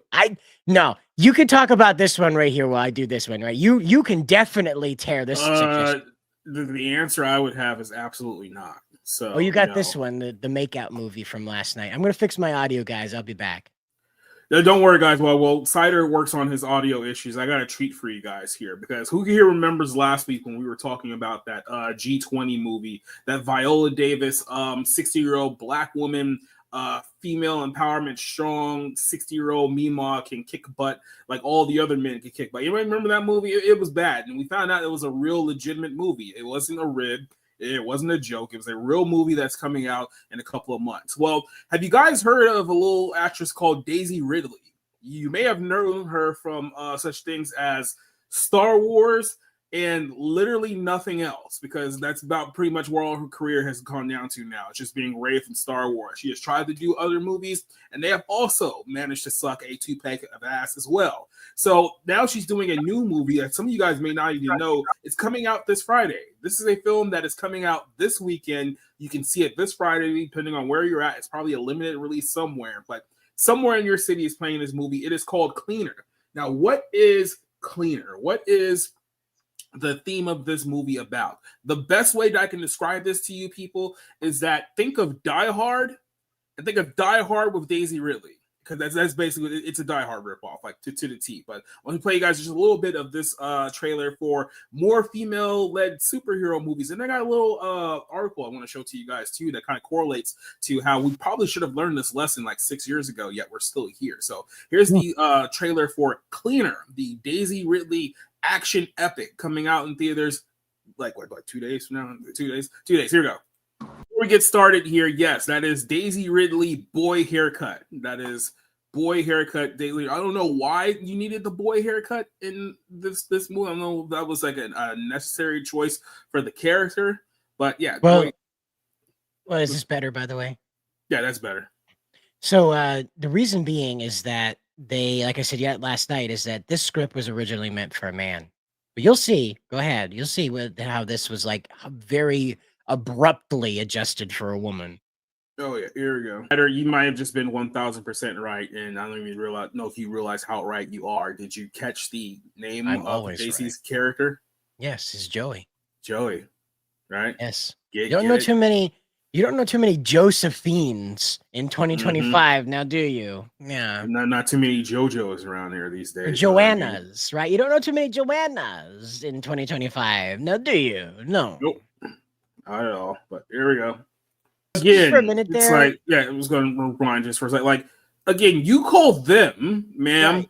It's like they can't read your mind to figure out what's going on with you. Like, that's kind of the custom. What's your emergency? It's like, oh my God, don't you know what my emergency is? Like, no, ma'am, please calm down. Yes, right. Clive Owen is in this film here too. Unfortunately, yeah, and he's not M. Bison. Yeah, but you hit it on the head. Like, there's nothing wrong. There's nothing right about this. Like, there's no person alive that called. Well, there are. Excuse me. There's a person who called 911 over McDonald's running out of chicken McNuggets. So I'm sorry. Yes, you're right. There are people who would call and demand that the emergency services play Guess Who with them. You know, if you call 911 because of something that happened at a drive-thru, you deserve a Rodney King style beating. That's all I'd say. I think that should be a custom, right? I'm too white to weigh in on that. All right, back to superhero Ridley, action hero Ridley. This is an accent. Can you buy it? You fucking I don't know what accent it is. I know I was just start slowly drifting to like an Aussie accent, and then it goes to like a South African accent, and then for some reason it just goes New Zealand for some. It sounds Indian at times too. It sounds Indian at times. Like they're gonna ask me if I want a Slurpee violently. Mm-hmm. Like, sir, I feel like I've traveled 17 hours just by listening to you talk for 5 minutes. Like, right. I need frequent flyer miles to get through this sentence, okay? You what? Did you only just not get that? It sank. It took a minute, okay? Much like Clive Owen realizing this wasn't good for his career. It took a minute, you know? Mm-hmm. Here we go. Oh, do you want to jump Spencer in here? Because if anyone here on this panel is a bigger Daisy Ridley mark, then it is absolutely Spencer. That's 100% me. You know, got to keep that simp life up. Mm-hmm. So, don't want to interrupt the chat too much. Hello, everyone. Sorry about the delay. Personal issue came up. I had to take care of. Don't worry, everything's good. But so I've been checking in, or I've been like watching the last few minutes because while I've been setting up, and all I know is that I just saw Cider, like right when I joined the studio, Cider like died, like he like flew off the camera laughing. So I'm in for a good time. Yeah, so just in case you were just checking in, this is the movie trailer for the brand new Daisy Ridley action movie in theaters this weekend entitled Cleaner. So yes, it was not originally meant for a man. Not to be confused with Clean God, which we saw in Dragon Ball Super today. Or not to be confused with Die Hard. No, what is that? What is the name of that movie? Oh gosh. Die Hard 2. G20. Oh yeah, G20. Yeah, we talked about that one. Yep, the Viola Davis one. Yeah, this woman, however, is 30 years younger and she's white. And just Shao Kahn that woman out of the window. Did you see that? Dude, it's like it wouldn't be like, it would be more, probably not better, but it would be more believable if they were like, she's a Black Widow, like she's a CIA agent who they sent in to take it down. But they literally just say like she's a window cleaner. No. So the actual premise of this movie, because I was trying to save it here for the end, but yeah, she's supposed to be a dishonorably discharged ex-soldier. And I'm assuming this is a British soldier, so you can tell me what branch of the military you Brits have over there. But yeah, she's an ex-soldier who just so happens to be cleaning windows at a time where terrorists take over the building. It's just like John McClane. It's exactly just like John McClane. It is, but like, so I obviously, like most of us, I rewatched Die Hard over the holidays, and like I really came to appreciate that in Die Hard, John McClane he really is just like a regular guy. He doesn't do any crazy things. He's going through the vents. He shoots a couple guys. He gets beat up a lot. Here, she's like, "What you got?" And I'm just like, "Nah, man. Like, I can't, man. I can't." Alpha Omega brings up Atomic Blonde, and yes, that is another situation where like this Superwoman is just so conveniently available to be super. But that at least. Oh wait, no wait. I was confusing Atomic Blonde with Ultraviolet because I was gonna be like, but Ultraviolet, that's the point. Like she's a super. No, Ultraviolet is like- badass. Yeah, like I'm like that's the point of her though. Like she's supposed to be like a modified, but no, that's the one with Charlize Was it Theron. Charlize Right? Theron? Yeah, that the one actress was everybody really wants bad. to forget. Yeah, Yeah. Like, she was also in Eon Flux, so I think that gets kind of That mixed too. together. I always mix those all. That up. would be a Sydney Sweeney movie I would like to see. You put Sydney Sweeney in a redo of Ultraviolet. Do that, or just That would straight up be done and done. Boobarella. We have not gotten a Boobarella. out They're of- not. They're not Right going to. there. You're not gonna do it. There's too many prudes nowadays. Well, I know. They are trying, no, I wait. want They're That trying to do movie is going to Barbarella. appeal to the male gaze, which means it's bad. Right. No, they are trying to do Barbarella. No, Remember, 100%. she's supposed Yeah. to be acting opposite of some other lunatic. And But we've heard like nothing about it since they announced Correct. it. The last I heard is that Edgar Wright might be trying to do the script for that one, which is just like, I don't know. another How you mess. guys feel about You that? don't need Baby Driver with big boobs. I'm all set. Yeah. But, I do. I don't know. You can put big boobs on anything. I'm there. well, I wanna just say this about the Barbarella thing. Barbarella is my all-time favorite movie ever because it is awful. yeah. And I love how Yeah. awful it is. I am appreciative of not even B movies, C movies. Like, okay. yeah. These things made by people that are on an acid trip when they sign the contract to make the movie. Only Okay. like the only reason it's not like a DEF movie is because instead of like a Sony like hand recorder, they somehow got a better camera. But that's about it. Right. But that was back in the day when they didn't have a choice. There wasn't a portable method. There was the studio level or otherwise. Yeah. But that movie is so god awful that trying to make a remake of it in the modern time will never work. You can't have a movie that was deliberately meant to sexually exploit Jane Fonda. That's the only reason that movie exists is to exploit Jane Fonda from every angle. She's quite literally going through the story, having sex with every male character she runs into. And even the female character at the we end. could probably make like a good detailed like video game model just out of like the shots from that movie. That's how intimate it was. Yeah, and it one of my favorite scenes is when she goes and confronts the evil mistress of the Dark Lands or whatever. I forget it right now. But in this evil city where all these twisted people are, they're wearing plastic clothes. So you got their regular leather outfits, and then like for whatever reason, there's just an exposed boob. There's just a titty inside of a plastic boob cup. But the Empress has fashion plastic. Well, no, she has a plastic cup over her vagina. So like why? So like as you're watching the movie, it keeps fogging up. it's like the scene got a little intense, didn't matter. I see him. You know, it's The budget of this movie was basically like $100 in like Subway. No, it's crazy. They put the money into the weirdest things. Like most of the scenes are meant to make you think of a vagina. There's so much vaginal. We got to watch this movie. Would do one of those red letter media commentary tracks. That's what we'll do. Oh, I'd be so in. All right? Like you're right, Cider. Like all that set design is like you guys really went all out doing like the inner walls of this area. But when she's with Duran in the strip-o-matic in the organ machine that strips your clothes off, if you don't think about that hallway for a minute, it's ribbed, right? All that it's ribbed like the Looney Tunes amphitheater. But when you zoom back a little further, it's shaped like an oval. It's shaped like this. So it's quite literally the interior of the fucking birth canal. We need to do a cult movie night. It just like watch like the cultiest of cult movies. Yeah, I'd be Ain't that the truth? We got to do that for Barbara. Let's finish the cleaner here so we can move on to the other disasters. Speaking of birth canals we don't want to see, let's go back to Daisy Ridley here. Oh, she has lower body strength, right? she doesn't have a butt, Jacob. Can't have lower body strength without a butt. You got to do those squats. Squat City, baby. Squat City. Squat City, baby. Squat City. He's going We to just made blow a building.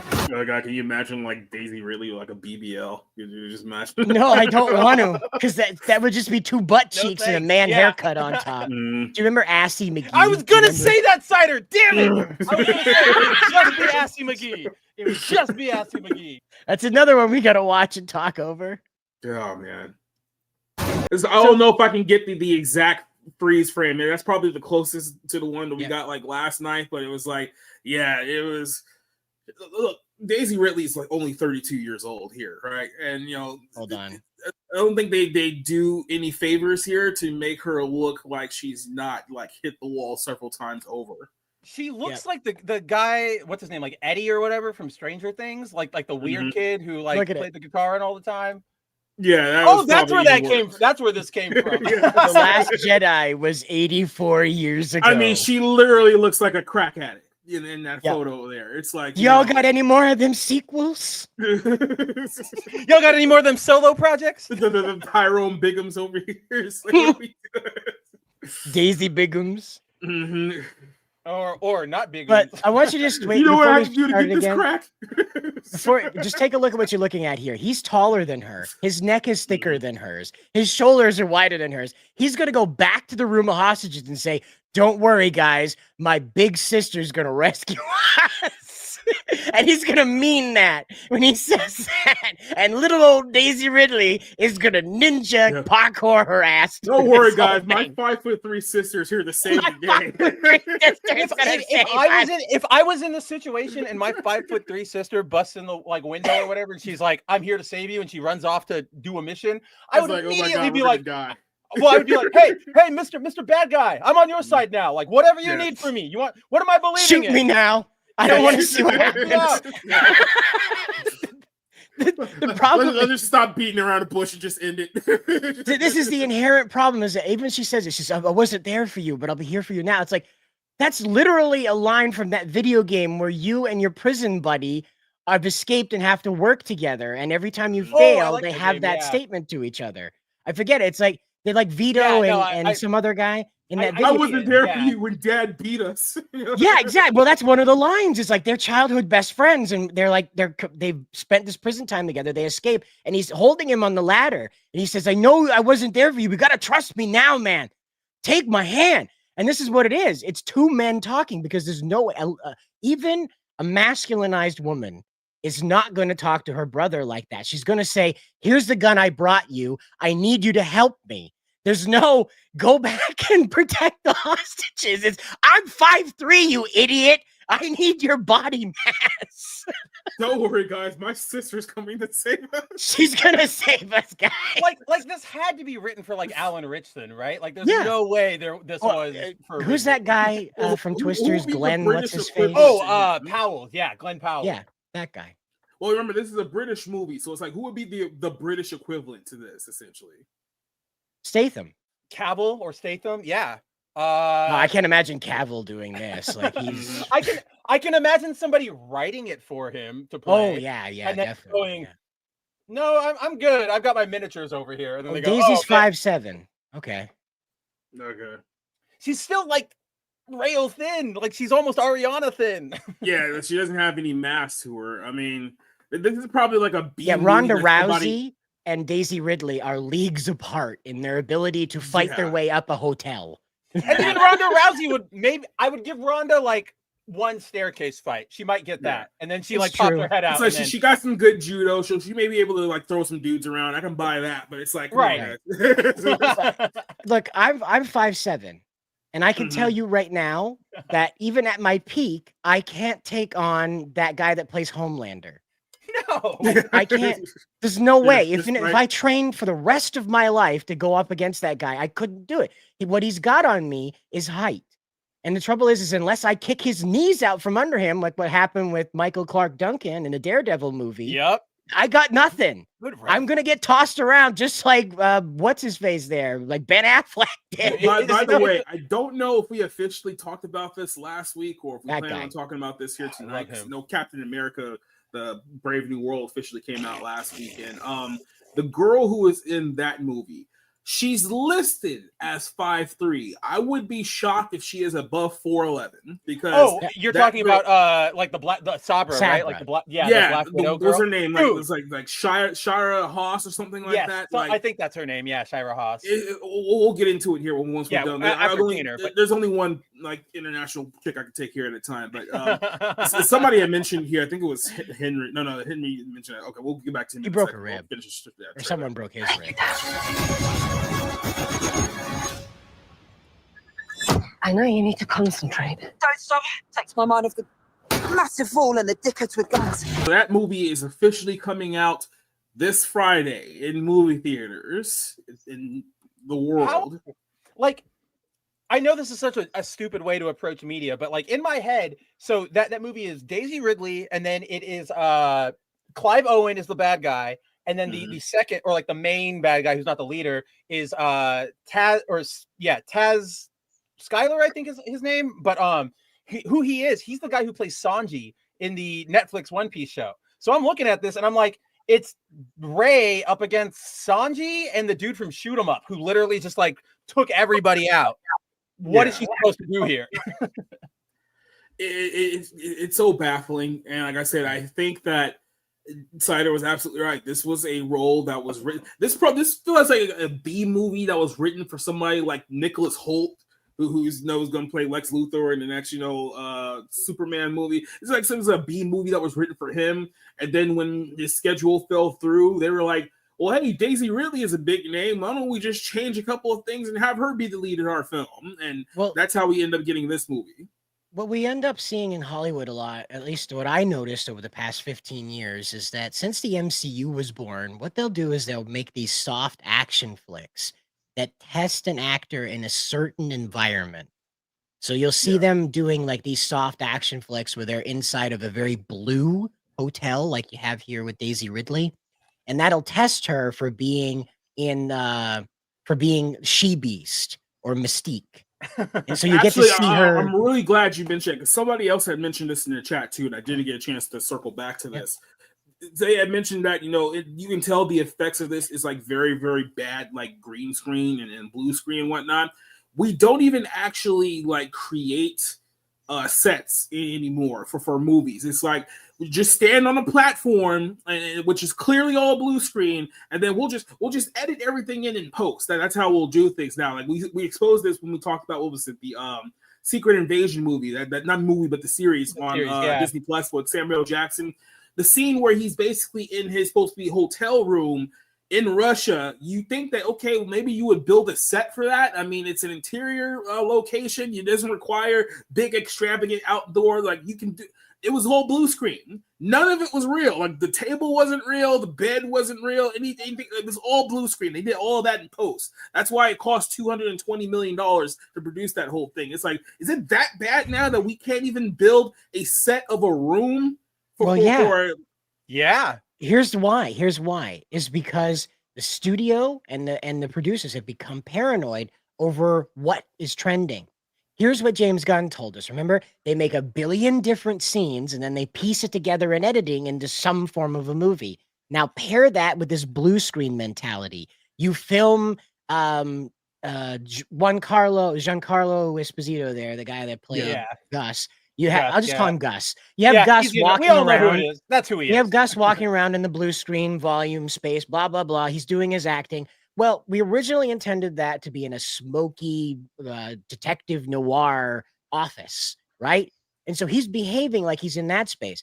But what happened is that on Twitter, on X, they decided that noir is now racist and evil and sexist. And so we can't evoke that. So instead, he's going to be walking around a children's play place being hip deep in plastic balls. And they just do that. And so you have this guy that's why the acting is so off, guys, is that this is the same thing that Gandalf talked about. The actor that played Gandalf, when they first introduced this huge green screen thing for him, was that there's nothing to interact with. So you're as a little kid, Anthony Mackie talked about this, getting back to being the kid with the stick and fighting the dragon, is that's what actors have to do now. They don't have this to interact with anymore. They don't have this to interact with. They have to mime touching a desk and then some asshole at a computer, nothing against you CGI artists, but No. some guy at a computer, a random fella has to figure out what desk is the right height to sit there and then match all the stupid light to that, when they could have just rented one of those Regis offices for 20 minutes and done the fucking scene. Like, if you see behind the scenes photos for, I think it's all of them, but at least for Sonic 3, because that's the one I've seen, they like actually use puppets. Like when they're filming, it's like there's a guy with Knuckles and he's talking, and that's how we should be doing things. But also, like, I acknowledge that the fact that I'm pointing out, like, wow, a movie is doing the thing you should be doing for movie making is like, wow, we are in a bad place. I mean, we have to like praise practical effects now. It's because it's so rare. Even when they're bad, it's like, well, at least it was like somewhat practical. Like in what was it? The Furiosa movie. Like it had cool stunts and they were fine, not as cool as Fury Road. And then some people were like, oh, it's got CGI in it too. Well, at least it has some practical. And I'm like, guys, the barrel is like completely empty at this point. These are the puppets we're talking about.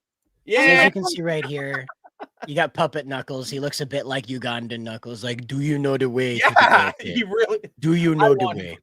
I still like that meme. Oh, they did that. I guarantee you, when you get a hold of DVD extras, there's absolutely a scene where Knuckles looks dead into the camera and says, "Do you know the way?" Oh, that makes me sad because like, I know you know this, but like, remember back in the day, our DVDs they would have actual like menus and things like they would be stylized. They weren't just they like were called featurettes, and then they realized that no, we can just charge you more money for you to get a Blu-ray if you want these little 10-minute nothing things. You don't even get blooper reels anymore. It's like they're just like, just go F off. But like the blooper reel, becomes another movie. They end up cutting that into another movie. No. That's their web content, their TikTok content. Oh, that's right. You got to maximize. That's but true. what were we even talking about on that point? I don't even remember. DVD menus is what you're talking about. No, on DVD menus, like if they still did that, I could totally see there being like, you know, you click left on the chapter select and it puts it on like an Easter egg, and you click it, and now Ugandan Knuckles is like the narrator for the menu. Like that would have been cool. I'm just sad that we don't ever get that anymore. Mm-hmm. This is the scene we did with the Sonic. Or they just played the Sonic the Hedgehog. Just have him like running around the screen. The high-pitched ear rape version. Yeah. Okay, remember when we were younger, you would fall asleep to like DVDs or whatever, and then you wake up in the middle of the night and that menu is just like replaying. That imagine that, but with that like imagine that that's a nightmare causing thing, right? So we're gonna prisoners in Gitmo. We're gonna transition now over into the main topic, which was the Gozyuger thing, because that moves into Captain America pretty well, especially on the topic of this real environment stuff. So if you guys haven't seen the intro, you're going to see it now.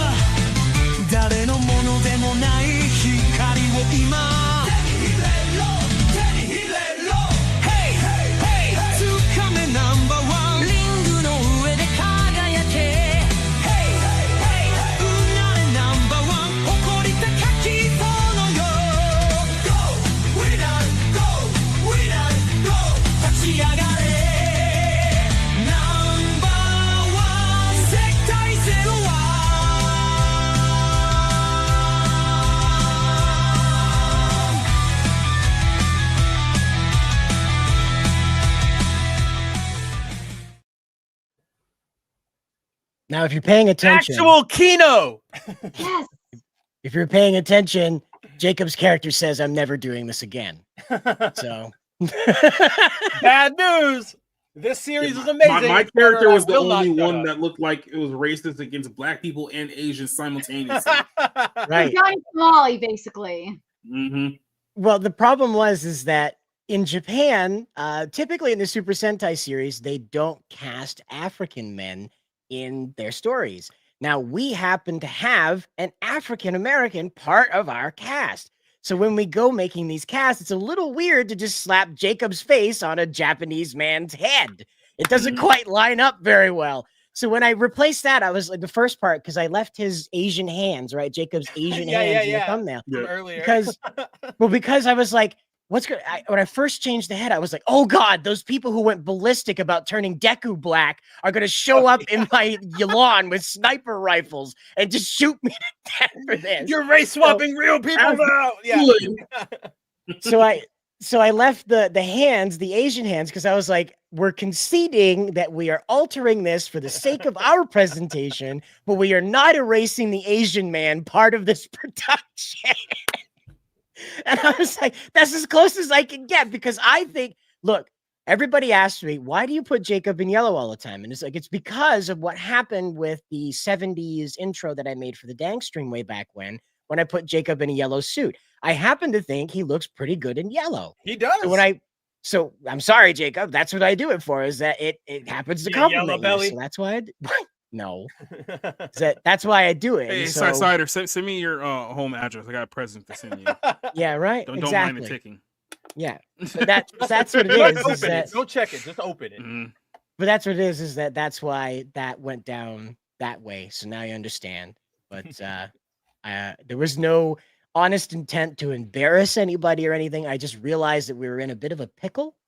And Jacob, the character, the Green Ranger from this series, he's wearing a used car salesman plaid suit. And I was like, I'm not sure Jacob would be caught dead in I mean, at least plaid. give me like the cool Yellow Ranger from Kaku Ranger, who's the only person that actually spoke English throughout the entire series. Well, this one is a Tyrannosaurus Rex. And he's good with a sword.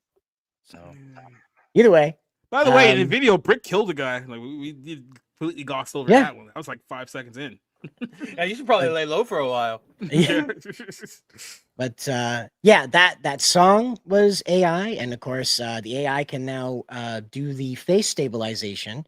So that way everybody has these subtle movements to him, and you don't have propeller fingers. It's crazy how fast that stuff is moving. Just like from the stuff you show me every day, it feels like we're jumping leaps and bounds. Pretty soon, we will be able to cut a complete Super Sentai intro with all the robots and action and stuff like that straight from AI. And then we will be insufferable. Absolutely, because there'll be a new intro every week. Yep. If not every day. But as you can see on screen right now, Sakura Mita brings up Power Rangers Prime with us and asked a question about the Pink Ranger up front here. Of course, the writer came out and said that's a Purple Ranger, but the cover suggests otherwise. So now I think this is probably just a case of like different uploads of the same image, because the one on the left looks like it has its saturation hit up a bit.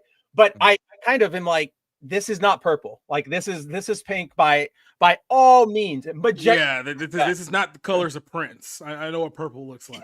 Right. Like, I want my Power Ranger to look like a Minnesota Viking. I don't want him to look like whatever this is. Whatever this armor. I don't need a Bret the Hitman Hart tribute. I need Prince. Well, and as we showed you in the intro, you saw some clips from Gozyuger. That is the new Super Sentai that has hit Japan. Having a little trouble. Another Sentai has hit Japan. Yeah, no, Mr. President, a 50th Sentai has hit Japan. But make an edit of that now, but then George Bush already has on like merch or whatever. Sir, another Sentai has hit Japan. So Gozyuger is the 50th Super Sentai. That's right. Power Rangers could barely hold on to 30. Just barely made it across the line with 30. They got the 30. It was like, nah, we're good. Super Sentai introducing a female writer, by the way. A female writer under 30, by the way, to this, and the daughter of a previous writer, Yeah. director. Ego. And so this is the father-daughter team that's turning Super Sentai on its head.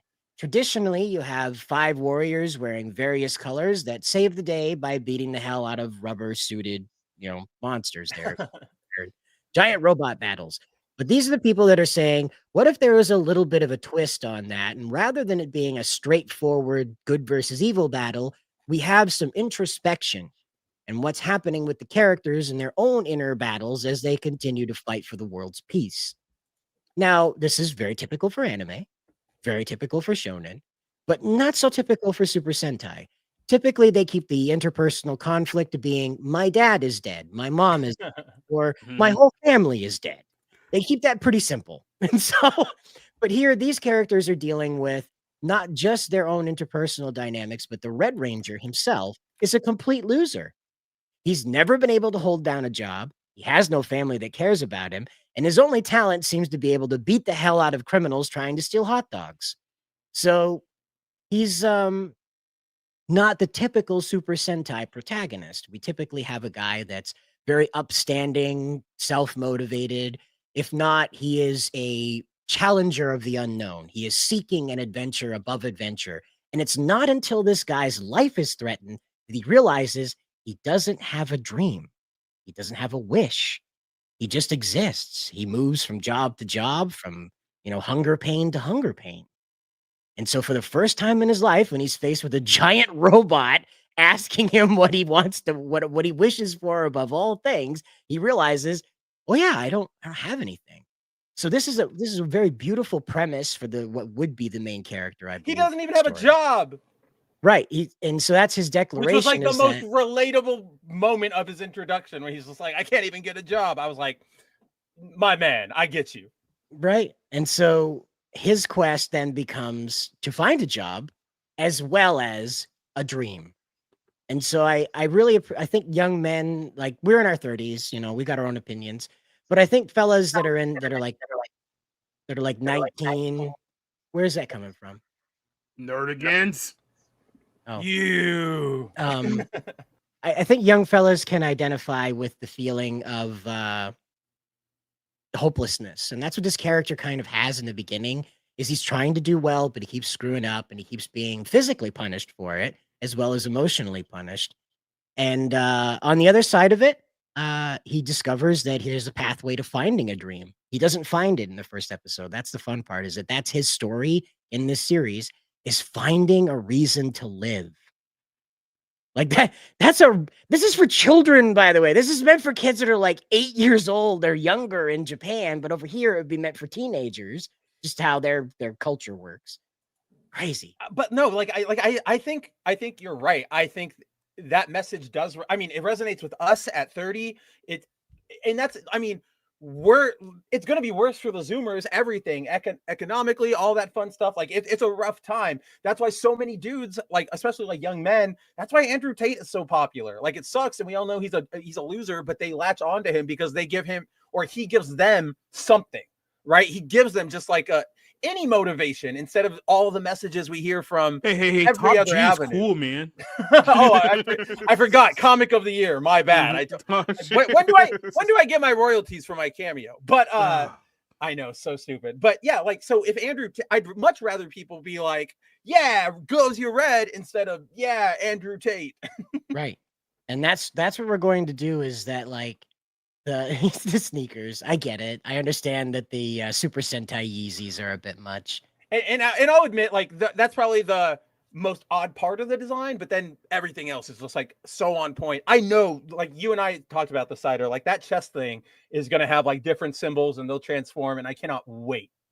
It's smart, is the thing, is that, and what we have to understand is that the woman writer here did not come up with all of this.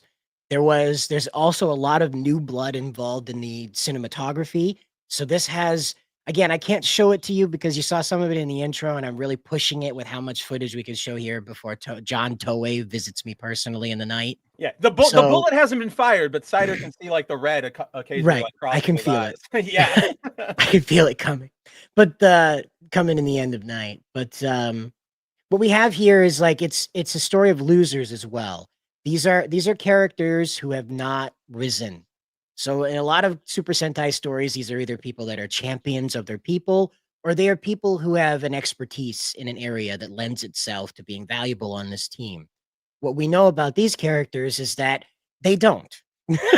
They're not comedically losers. They're just people who have never risen to where their potential could have led them until this opportunity has presented itself. Which again, if you don't find yourself being a jobless loser, being at a dead end job, having no future is just as worse, just as bad, And that again, it tries to analyze what young adult Japanese are doing for the 50th anniversary. So I appreciate that it's not leaning into, hey, you 70-year-old Sentai fans that got on here with Go Ranger. And it's not sitting back here and saying, hey, you Boonboonger 5-year-olds, let's keep you on board. It's trying to bridge that, but not insult both parties at the same time. No, I think this really does genuinely like have all the makings of like just one of the legendary like Sentai series. Like this is going to go down, at least right now. I'm super excited about it. All of the writing, it's such a simple premise. Like it's kind of, you know what it is? It really reminds me of Chainsaw Man.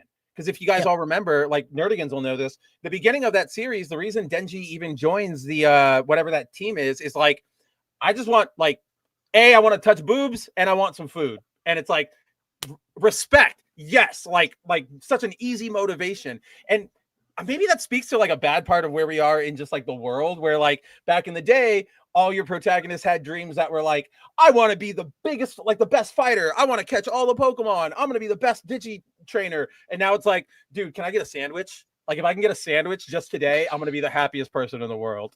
Yeah, if I can live another day. Too. He just and cup of feel. Everybody needs like boobs and bread. There you go. That's my new. We don't see enough winos in the Pokemon universe. Those kids that tried to be a Pokemon master but flamed out horribly, and then fell into a deep depression, and then their bourbon became their only friend that they have left in life. So why do you think the trainers are 10 years old? Because that's their parents. They're just like, hey, go. I don't care what you do. Just come back later. So yeah, there's a lot of Akiba Ranger touches here. Is that you notice is that there's not so much as in there like fatalistic otakus, is that they're more over people that kind of peaked early or never peaked, if you will. And so we have him right here. One of the characters he encounters buys him a cheeseburger. And so before the main character, the Red Ranger, transforms for the first time, they'll get like a one-liner where they'll declare their motivations for what they're about to do. And then they'll say like, Henshin, they'll transform, that kind of thing. Oh, that's a common writer. But anyway, they'll do the transformation thing. This guy declares that he owes a guy $2.50. So that's why he's going to go to war with the bad guys. Is that he can't die. He owes a guy $2.50 for a cheeseburger. I mean, the show gets it. It's the principle. It's the principle of it. Like, if you're gonna raise young boys to have any sense of like responsibility, start them easy. When a man buys you a cheeseburger, you fight demons from another world to pay him back. But another point of reference with this one that was really important is that when we are introduced to the world of Gozyuger, we're not introduced to the past Sentai teams. We're introduced to the past Sentai robots. And all of these giant robots, the Megazords, are fighting against a super evil demon monster that has apparently conquered them. All right? It isn't I just thought until that this was like just a giant, like mass dump for like all the old, outdated Megazords. There, it's like, they would just put them there with all the rest of them. Well, this appears to be like a lore way of doing that. It appears to be like a actual scripted method of like, here's the Megazord dump. We're putting them all here. And the one that survives, of course, is the hero robot of this series. And what I find interesting about this is that it sets up the premise that the Super Sentai heroes weren't the ones defending this world. The robots, through their own like independent autonomy, were doing that. And so a little bit of Transformers in there. However, we end up running into the Sentai rings. And the Sentai rings are probably I would say, the most ingenious thing they've come up with recently. And so the Sentai rings are very simple, like they're built on the decoder ring premise. I'm trying to find an example of one. Here you go. They're built on the decoder ring premise. And so they simply turn. Each one is individual for its Super Sentai hero. So you're not going to turn it 50 times and get 50 different heroes. But you get 50 different rings, and they have a turn function that reveals the hero you're intended to transform into by turning that and inserting it into the Tegasword transformation device, and weapon. And so, again, like, if you want to get kids to collect stuff, there you go. You could be like Brady and get like a couple of fistfuls of Super Sentai. You know, a little shit, yeah, a punk. And then what's his name is like, let me go buy you some ramen. And he's like, you know, you could be better. And he goes, okay, I'll go I'll go do the Chunin exam. And it is a man's heart through his stomach. And again, like, so here's a close-up one of the giant robot graveyard. And this is you can't see it in the smoke right here, but MMPR's Megazord is over here. It was He's over one on of the the right, ones, yeah. It was one of the ones to offer the last of its strength to destroy the big evil. So yeah, Shogun Zord's in the front there. Yep. Well, that's from Kaku Ranger. But... yeah, I know. You know what I mean. Yeah. Yeah. But either way, you can see right here that they're deliberately trying to clear the slate, is what I'm trying to say. This is creating that MCU snap moment without undoing it. And I really appreciate that it set the tone of, like, all the Super Sentai heroes aren't involved here, which means they're not dead or alive, so you don't have to worry about that. The robots are dead, though. But they were never alive to begin with, so you don't have to worry about feeling anything for them other than Bundario, who's definitely super duper dead. Very, very, very dead. Yeah. They recreated the scene of I forget who it was. It was one of the Greek heroes that was carrying his dead wife. And there's a very beautiful statue of it. I know what you're talking about. Yeah. They recreated that scene in this, where he's holding Bundario like that. And it's like, oh yeah. When Elmer Fudd is holding Bugs Bunny in the opera one. When they're doing the kill the wabbit, and he killed the wabbit, and of course it's and that's the pose that Bundario is making, but it's an 80-foot tall robot doing it's that. It's one of those moments where, like, it's so ridiculous, but they play it straight, which makes it both even more ridiculous and then awesome. It's an incredibly endearing thing, and all to sell these. It's all it's meant to do. Yeah, and I'm gonna buy all of them. But, like, it's so funny, Cider, because what is it? So we had this, and then, like, 2 seasons ago, was it now? Yeah, like 2 seasons ago, we had what's it? Oh my god, not was it Zenkaiger, the one with, like, the one that looked like they were all robots, yeah. Well, they were all robots, but they were all robots. Where it was like the tribute one to, like, all the history. Yeah. So you have, like, that series, and now you have this one, like, and they're all hitting, and they're all using their source material in different ways that we wouldn't think, but they're still honoring it, like you were saying. And yet we go over to, Simon, what's his name over here with Power Rangers, and he goes, oh no, we got to get away from Sentai. It's for babies. Like, this is lame. Nobody likes this. And it's like, we're literally on our second franchise celebration in less than 5 years.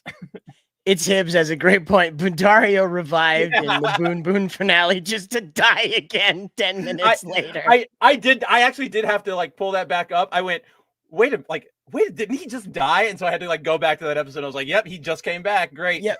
So I can't wait for somebody to, like, cut that over with not again, We're like, guess I'll die.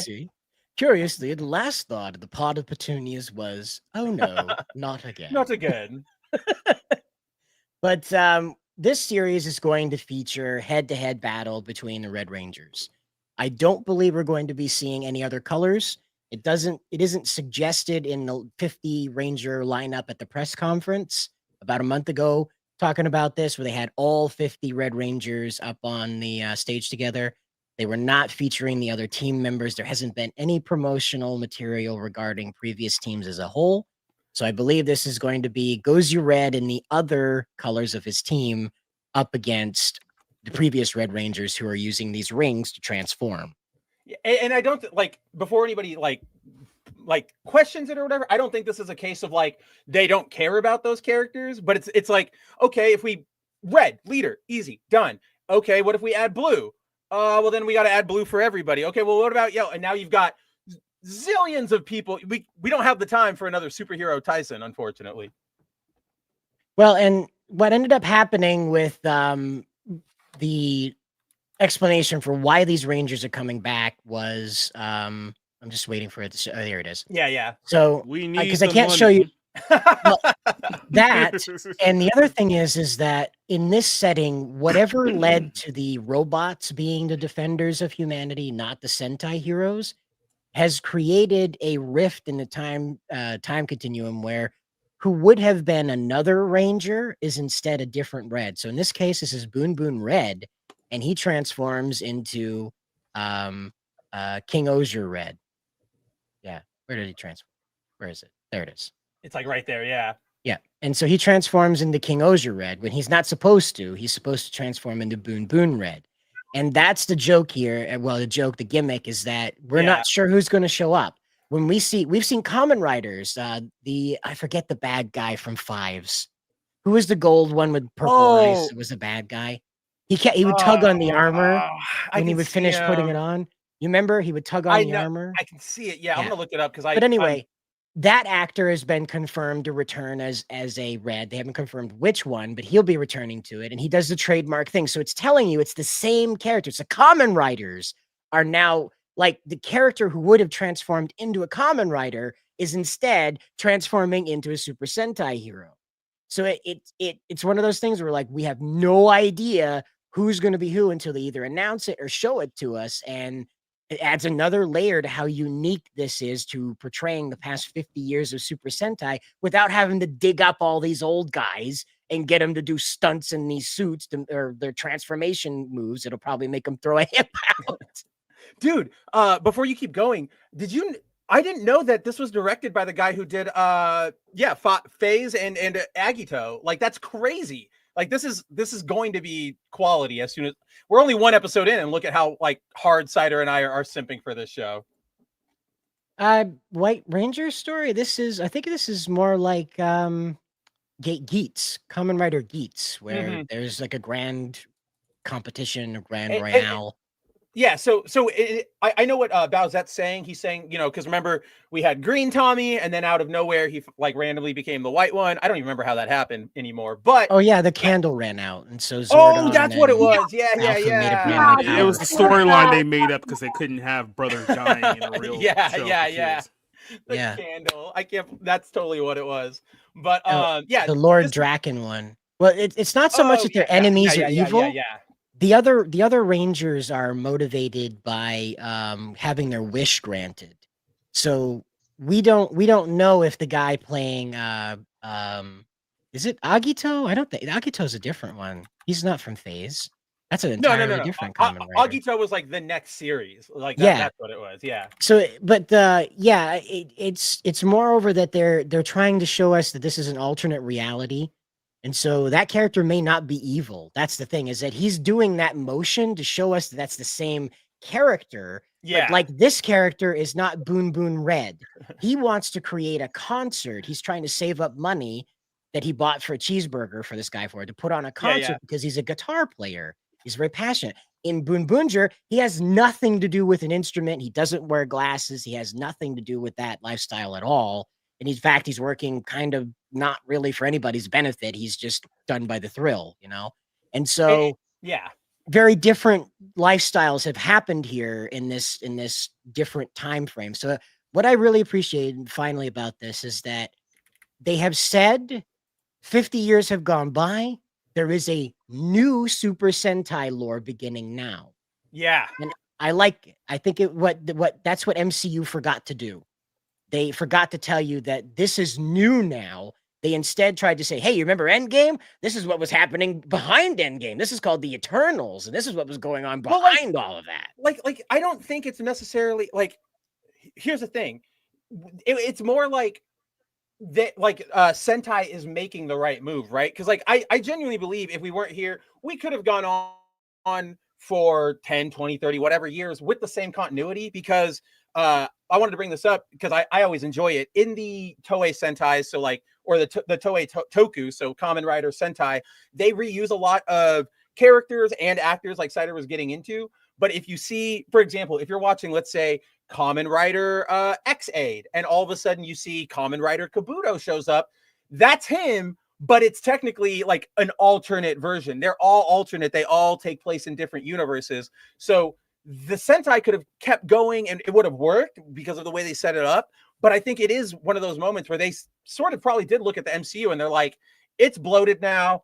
We sort of have to like this is we're in a Toku or like a Sentai moment where it's getting a lot more like Western foreign popularity. So it's sort of having another resurgence. So they're like, well, if we want to ride that wave, we can't expect everybody to go watch 50 years worth of shows, which is different than comics, guys, because you can go read like a run or two in a week or so. You can't and you can't sit down and watch 60 episodes of a show straight, and then movies, and then crossovers, and then everything else.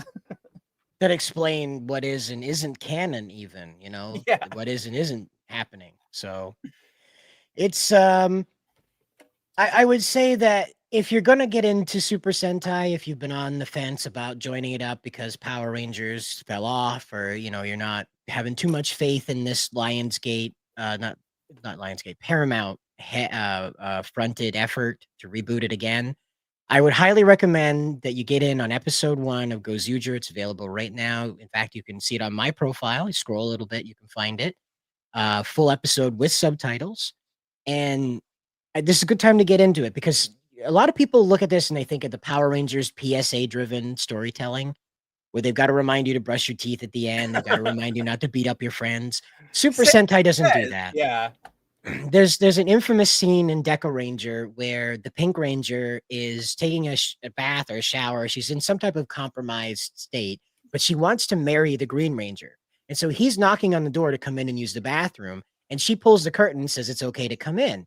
Well, while in the midst of him doing what he needs to do, she pulls the curtain and surprises him. This is very normal in Super Sentai. You end up with many times where these heroes are calling the bad guys bastards. They're saying, what the hell are you doing? They're using very harsh language that isn't present in Power Rangers. And usually the villain dialogue isn't, I have to take over the world because of this very shallow first grader mentality thing. That usually the villains are like, I'm going to crush all life out of the world. You know, my wife died, so now I have to destroy all of reality so that everyone knows my pain. You know, you really think you're gonna call me little F minus and I'm not gonna kill everybody? You know, that's the Power Ranger thing. Like somebody called me a name. Now, well, that's what Lothor's thing, right? That was Lothor's thing. He got sent out of his father's ninja academy because he was a piece of shit, and so he went to space and raised an army of evil, murderous aliens to kill everybody. Dad, do you love me yet? And Dad went, no. Right, exactly. You know, I think I have a feeling he's gonna crash out. I think that's what drove Rito too. Is that Lord Vile preferred Rita over Rito, and that made Rito into the bumbling idiot that he became. So it's one of those. Every time I think of Rito, I know it doesn't happen, but in my mind, it always plays the Bulk and Skull theme. Like the well, it was because remember in Turbo they were brainwashed and they had their memories. They were the slaves of Bulk and Skull. Oh yeah. I know too much about this damn franchise. I know too much about this franchise. Hey, at least now you don't have to add anything more to it. Well, at least Power Rangers wise. Well, and speaking of adding more to it, we do have Captain America: Brave New World, which kind of pirouettes out of our discussion here about what's right in storytelling and into what is very wrong. What is before you do that, before I forget, I don't know if you saw this or not, Spencer, but Ranger Reject is going on a multi-week hiatus because of Negi Haruba's health. So we need. I know I'm not like discovering any Americas here, but like we need to take care of our mangakas, man. Like it's every other week somebody's like, I'm dying, I can't like work right now, and like I want to see it finished. I don't. Again, otherwise we're gonna end up in the Hunter x Hunter situation where like, yeah, I'm working on the manga and I'm making chapters, but they're all just like written like it's basically just a novel at this point. Well, that's what's happened with Captain Tsubasa. Essentially, it's basically all sketches at this point for the rest of Captain Tsubasa. It's really, yeah. It's not still is it? No. Sorry, like no. That wasn't a question. That was I was trying to think of something. But it's still the same guy, right? The same manga from the very beginning. Author, yeah, he doesn't want anyone else to do it. He's stubborn, right? Which is like, why not? Well, but like, why not do something like what Toriyama did, right? Where it just get somebody who's super good at emulating your style and train them up, because he doesn't want to do. He didn't do it soon enough, for one thing, and the other thing is like he's like Tagashi, where he's like, I don't want. I know, but like you're gonna die otherwise. I don't know. It's just ridiculous, but that sucks. I'm loving that show right now. I love the anime, the manga, all of that series is just incredible. I really can't wait until we get far enough where you've hinted at it, Nerdigans, and then with what Cider was talking about earlier, I really wish we could get into it, but I know lots of us are watching it. But the multiverse part at the like middle end of like the next arc, I'm excited for that because it's just funny. I like seeing all the different takes on the Red Ranger. I mean, where we're at in the manga though is just wild. The revelation, I'm spoiling it just a teeny bit. The revelation we got with Yellow though was so dark. I was not expecting it. Aren't we like?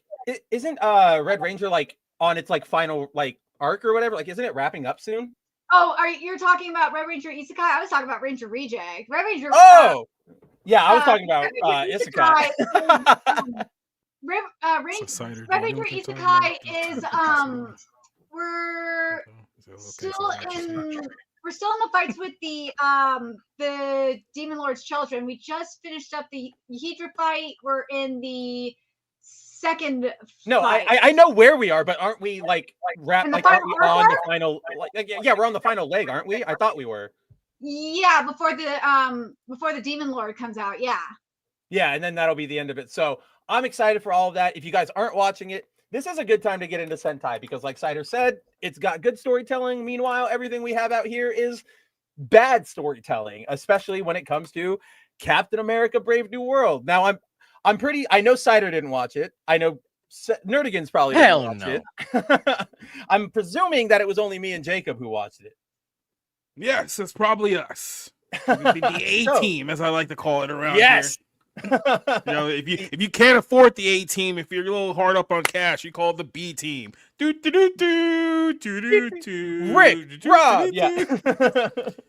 Rob, So Captain America: Brave New World is a movie that came out. It cost like $400 million, even though they're trying to make it seem like it was only half. But it's like no one's buying that narrative whatsoever. Because I love that everybody knows what's happening because they go. You've all probably seen the headlines where Captain America makes 300 million or whatever, makes budget. Everybody knows. They're going, that's just what they said. That's just the reported budget. Be real with us. And it's like, yeah, once they're real with us, this isn't going to turn out hot for them. They think that people still don't know how the industry works. So they tell you, like, well, the budget was 180 and it's already made 191. It's a profit. It's like, no, it's not. That's not how any of this works. Thank you very much. I also saw a thing where like they because they were trying to claim like, oh, Cap 4 had the biggest opening of any of the Captain America movies, and then somebody, I want to say it was either like Jingo or maybe Bowsette or somebody, I saw somebody on Twitter point out like, but it actually has like an extra day, like you released it a day before or like on Wednesday instead of just on Thursday night, so that beats out even Civil War. So it's the Acolyte Andor situation again, where they were like, Acolyte's the best performing Disney Plus premiere, and it's like, well, you had it open for like 3 extra days over Andor. That's not fair. Yeah.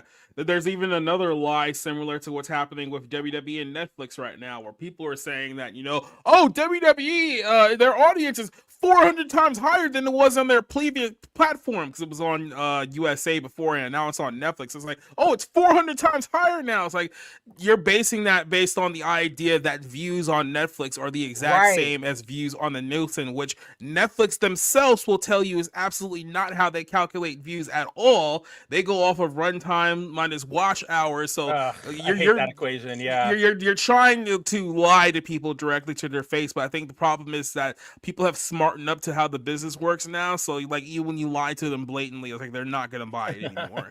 So good luck with that one. But yeah, so this is a movie that came out. It was supposed to come out last May. That was when the original movie was supposed to get released. It ended up being delayed for an entire year. They had to reshoot essentially the entire movie. A lot of people ended up getting cut out of the first cut, reshot it, did another test screening. That movie failed again. So then there was like, well, maybe if we just go back for like another round of reshoots. And then like Juan Carlo Esposito talked about he had to go back for another round of reshoots. And it just got to a point where it's like, you know, ever watched the HGTV show Flip and Flop? Yes. Or the whole idea is like you buy a broken down house, you fix it up and try to resell it for a profit. At a certain point, you have to be like, okay, look, we're losing our butts on this home. Like, well, we can't put any more money into this. Like, we would literally be better off just selling it now as is than putting even more money into it and then losing even more. But Disney kept going on for it, and then they cut about an hour of the runtime. Because remember, this was supposed to have an original runtime of 2 hours and 45 minutes. And then when they realized that this is going to be a disaster and the only way they can make their money back is by having more screenings, they cut about an hour out of the film just so they can get into more screens, just so they can make their money back at the box office. So I just want to enter this, okay? Yeah. You're listening to all of this after we just talked to you about the simplicity of making a 50 episode Sentai series about an entire 50-year franchise, doing it honor and not spitting in people's faces over all those 50 years. And here's Captain America just falling all over itself can't handle 10 years. Yeah. Right. Can't get into the theater. 10 years, 20 or 25 movies or so, and like what, 5 or 6 shows. Then you have Sentai, which is like 50 shows, at least 50 movies, a couple other extra crossover movies, like 300 or 400 characters to negotiate here. Yeah. like And then that's my endgame moment is in Superhero Taisen when all the Sentai teams are together and it's like, oh, we can finally fight. Like that's way better than the portals opening. This movie was doomed from the start, but there's some other things in here that certainly did not help. The little small girl here on the right, her name is Shara Haas. She was the person they brought in to play the Israeli superhero. Was like Shabra? Is that her name? Sabra. Yeah, Sabra. Okay. So the reason why they brought her in. Of course, and I'm pretty sure this is probably a big part of the reshoots when they were filming this whole thing. The whole Israel-Palestine conflict hadn't kicked up yet. Yeah, then it kicked into a hornet's nest. They were like, well, if we put an Israeli superhero in our film, all the Palestine people are going to be upset with us. So how do we be as neutral on this as possible? So, and then to be completely honest with you, if that was the angle you guys were looking for in the first place, you could have found literally anyone else to play the role of this character. Like this is a lady. Could just not put her in there. Like this character in the comics, she literally only exists. She has two big appearances. One, both of them are fighting the Hulk, and they revolve around the Hulk gets a mission where it's like, hey, I've seen this vision that this kid who was born in Israel is actually going to grow up and be like a dictator like Hitler. Hulk, can you go, find him, smash. Do whatever you need to do. Yeah, go smash. And so Hulk goes there and Sabra's just like, no, you can't kill any Israelis. And then at the very end, she's like, oh yeah, I kind of messed up. Now I understand what you guys are talking about. Like she's not a real character. They didn't. Can you imagine like Hulk landing on top of you screaming Allahu Akbar?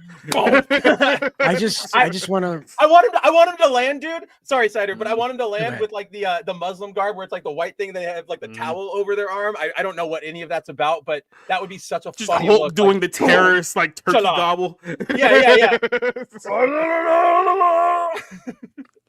But no, this poor girl. She's 30 years old, but she looks half her age. So when you see her in this movie, the entire time she looks like a teenager trying to play a role of a grown-up, and it's extremely distracting.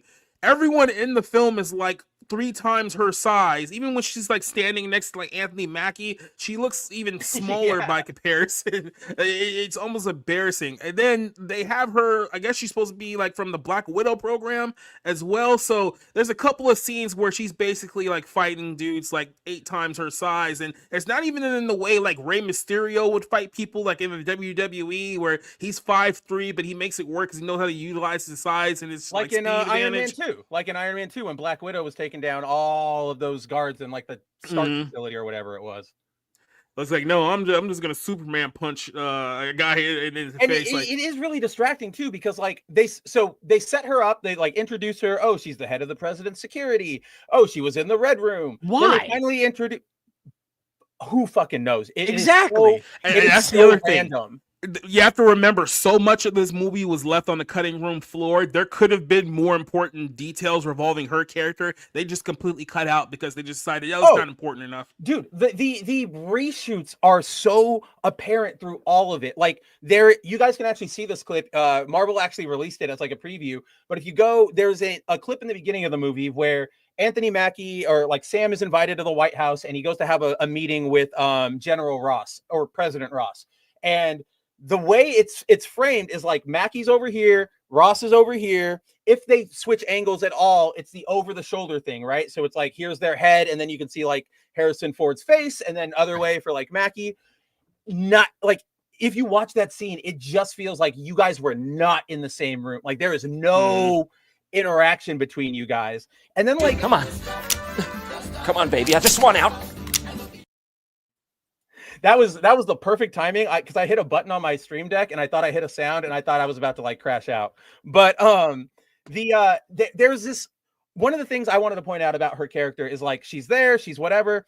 Her first fight is in a hallway and it kind of makes sense because she does do some widowy things, like she bounces off the wall and she only takes out like 1 or 2 before Sam like shields them and like knocks them down. And I was like, okay, I don't really care still a bad scene. But at least that's believable. But then as Jacob noted, like as we go on, yeah, then she just starts like cold clocking, like giant, like, what are they, Serpent Society people? So yeah, the character is just like so not like so weird. And then also whether it's through the way they actually filmed it or the way they edited it, she's really, really incompetent throughout the entire movie.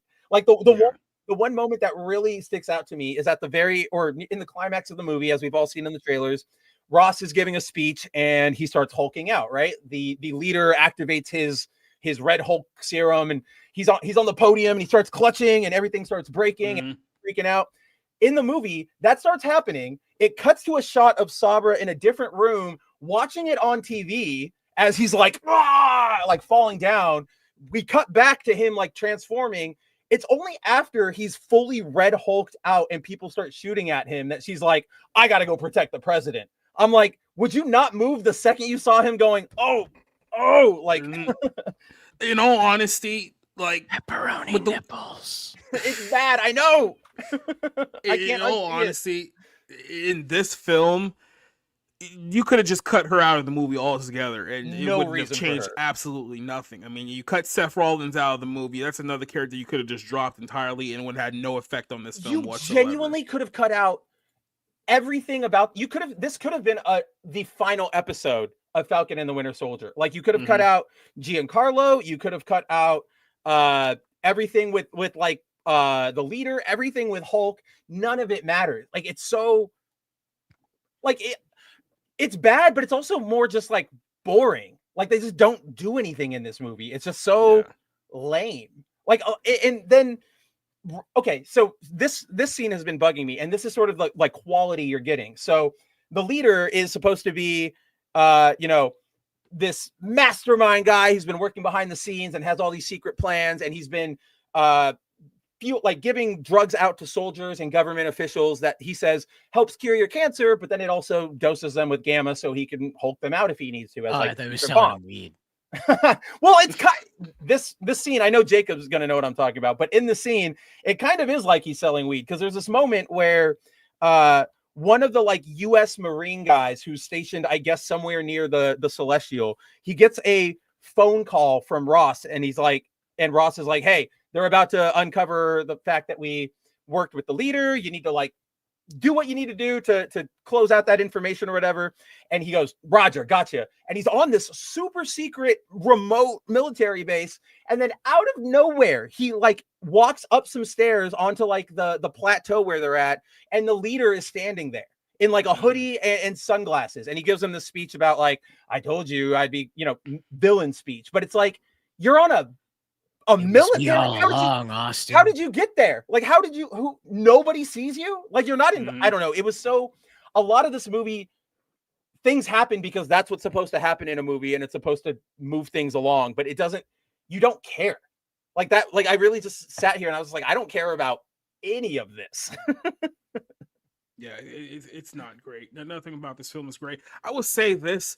It's not horrible. Like this isn't a horrible MCU film. Like I know with all the disaster behind the scenes, you thought it'd probably be far worse than that. It's not like it's not the Internals bad. It's not the Marvels bad. It's not like Thor 2 bad. Even Thor 4 for that matter. It's not nearly as bad as that movie, but it's just complete mediocrity. And I think this is the reality of what the MCU is now. You're just going to get a bunch of mediocre, middle-of-the-road movies that you watch once, and you're going to have no desire to see this movie ever again. Like, no one's going to, like, backtrack and be like, oh, I want to see that Anthony Mackie Captain America movie, too. And the other dumb thing, just from the writing, they basically tried to pull a Winter Soldier in the storytelling by saying that, oh no, the government has been compromised and it's up to Captain America to expose the crime. Like, you did this 11 years ago and it was done way better. Why would you try to do it again? Because I absolutely know what happened with this movie is they had whatever. So we've seen from like merchandise leaks that this was going to have a way different tone. Like in the movie, the version of the leader we get it's still Tim Roth or whatever that guy's name is, Tim Rothman. It's still the Incredible Hulk movie, which is neat. And in the movie, he's got like broccoli head, like it's all messed up. He looks like one of the guys from The Last of Us, right? And then in the comic books, he has, you know, giant dome. There's concept art that showed him with giant dome. And then as Jacob referenced, we knew that there were gonna Seth Rollins was supposed to be in the movie as the King Cobra of the Serpent Society.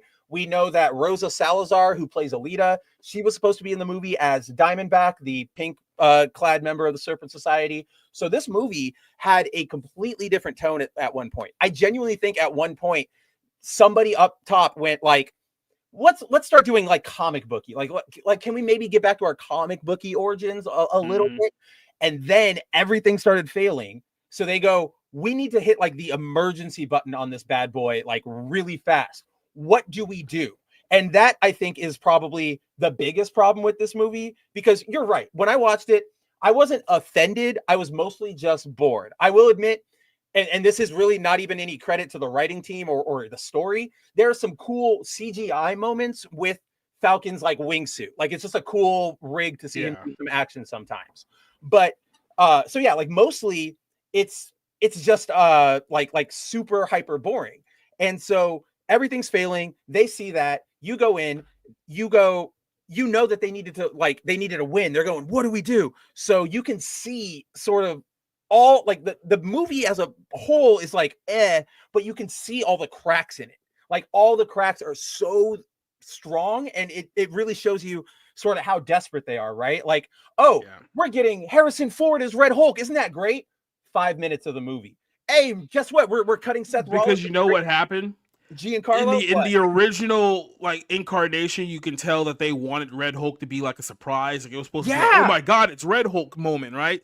But because it was delayed and reshot so many times that by the time we got to this, everyone knew Red Hulk was in the movie. Now, like they had to front load it because they had nothing else to go off of. So it's like if you tell people Red Hulk's in the movie, maybe people go see Red Hulk. So even like, genuinely, Jacob, like if they didn't show that, I was watching that movie and I was like, that would have been a really cool like actual reveal. Like if that's the problem. I know.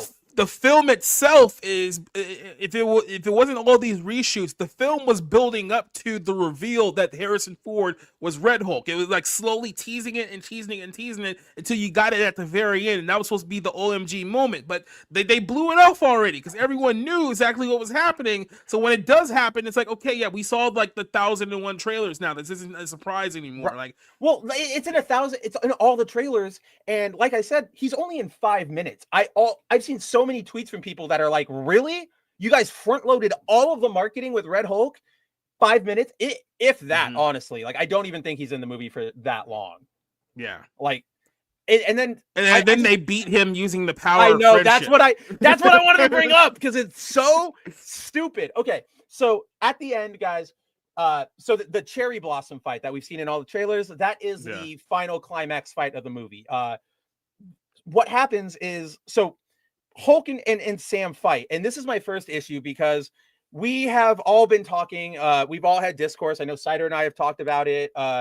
You know, what does Captain America's shield do? Do you survive? Like, you know, does it absorb everything? No, it absorbs like the shock, but you're still going to feel the force of it, right? Like you would still be knocked backwards.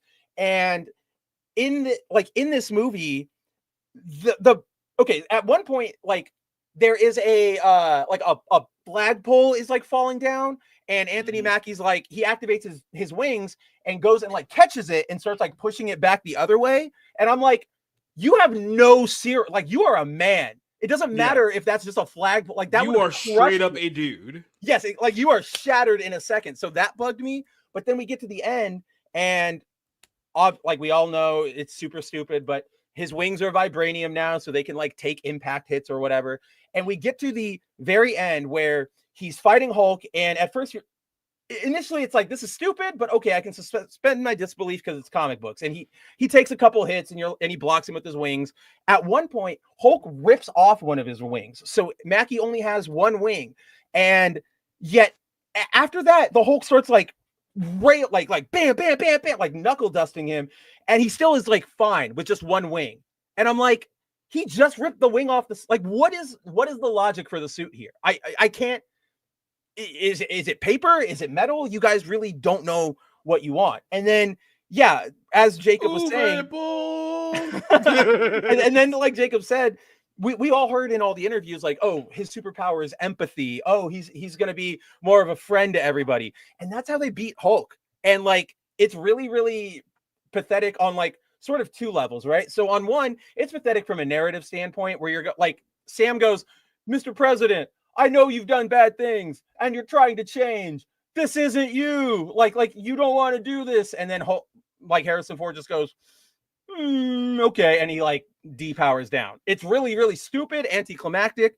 But so bear with me, everybody out here, because this criticism is going to go a little bit against what we would normally talk about. But like, this movie has been promoted as a political thriller, right? Like, oh yeah, we're gonna get into that Manchurian Candidate sort of stuff.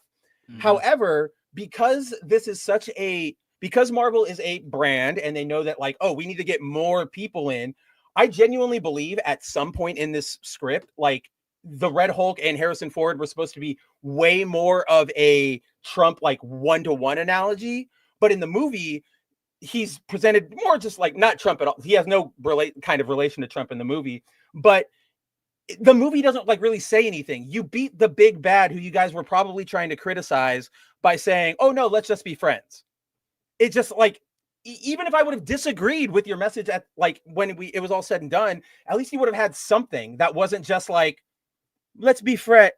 I was so afraid, Jacob, that Sam was going to start doing the whatever that like poem is that Black Widow does to Hulk in Avengers, like hey, like Hulk or Thor does it too. But I was like, oh, do not do that, like please do not do that. So and then yeah, from that they just go, okay, he's arrested, like Ross is arrested. That is literally like, that's it. That's the resolution of the movie, is Ross is arrested. And then, in case you guys haven't seen the stupidness of it, there is one post-credit scene, and it is just Sam goes to talk to the leader in the raft, kind of like taking a victory lap after beating him. And the leader just goes like, you beat me, but will you be able to stop all of them? They're coming. And it's like, multiverse. But like I'm sitting there, I'm like, dude, we fucking know. Like you guys have already set this up in all these other films and projects. Like, you know, the Marvel sucks. Well, remember, but at least that post-credit scene was better than this in multiverse stuff. Well, remember, now we have to essentially pretend like that the whole ending to Ant-Man 3 didn't happen because we kind of have to just the Council of Kings and all that fun garbage. But it's just I don't even remember where I was going with that. It's just it's bad. It wasn't a great time. Yeah, no, I give this film a 1 out of 5. Maybe like a 1.5 out of 5. I'm being generous, but yeah, this movie is shite. It's not. I think like I want to lean on like 1.5, but I think that's because I like Anthony Mackie. Yeah, he has some really bad takes or whatever, and he is a stupid actor, but he's got a charm about him where I'm like, okay, like you're a cool guy. So like I like seeing him. Everything else is just like this is a waste of time. Like. It's so like we know the multiverse is coming, guys. You spent the last 9 years saying, "Oh, you guys can't shut up about it." So they don't. You even, guys like, have been in the multiverse saga since 2020. We get it, and like they don't even show you like, look, there. You know, here's a shield that came through a rifter. Like, there's no any. It's just they're coming. Great. Who cares? And so now off of this we have Thunderbolts and Fantastic Four and.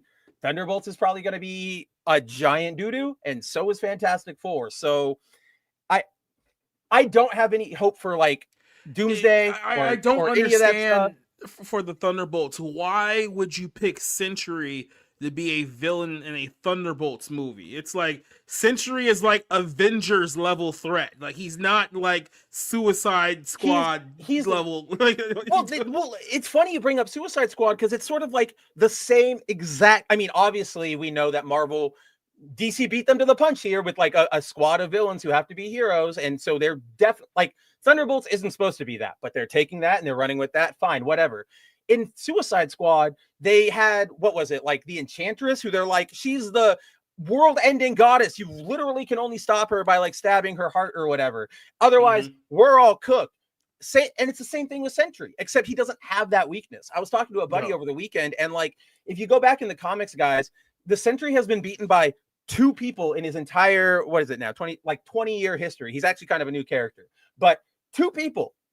Null, like the god of the symbiotes, and himself.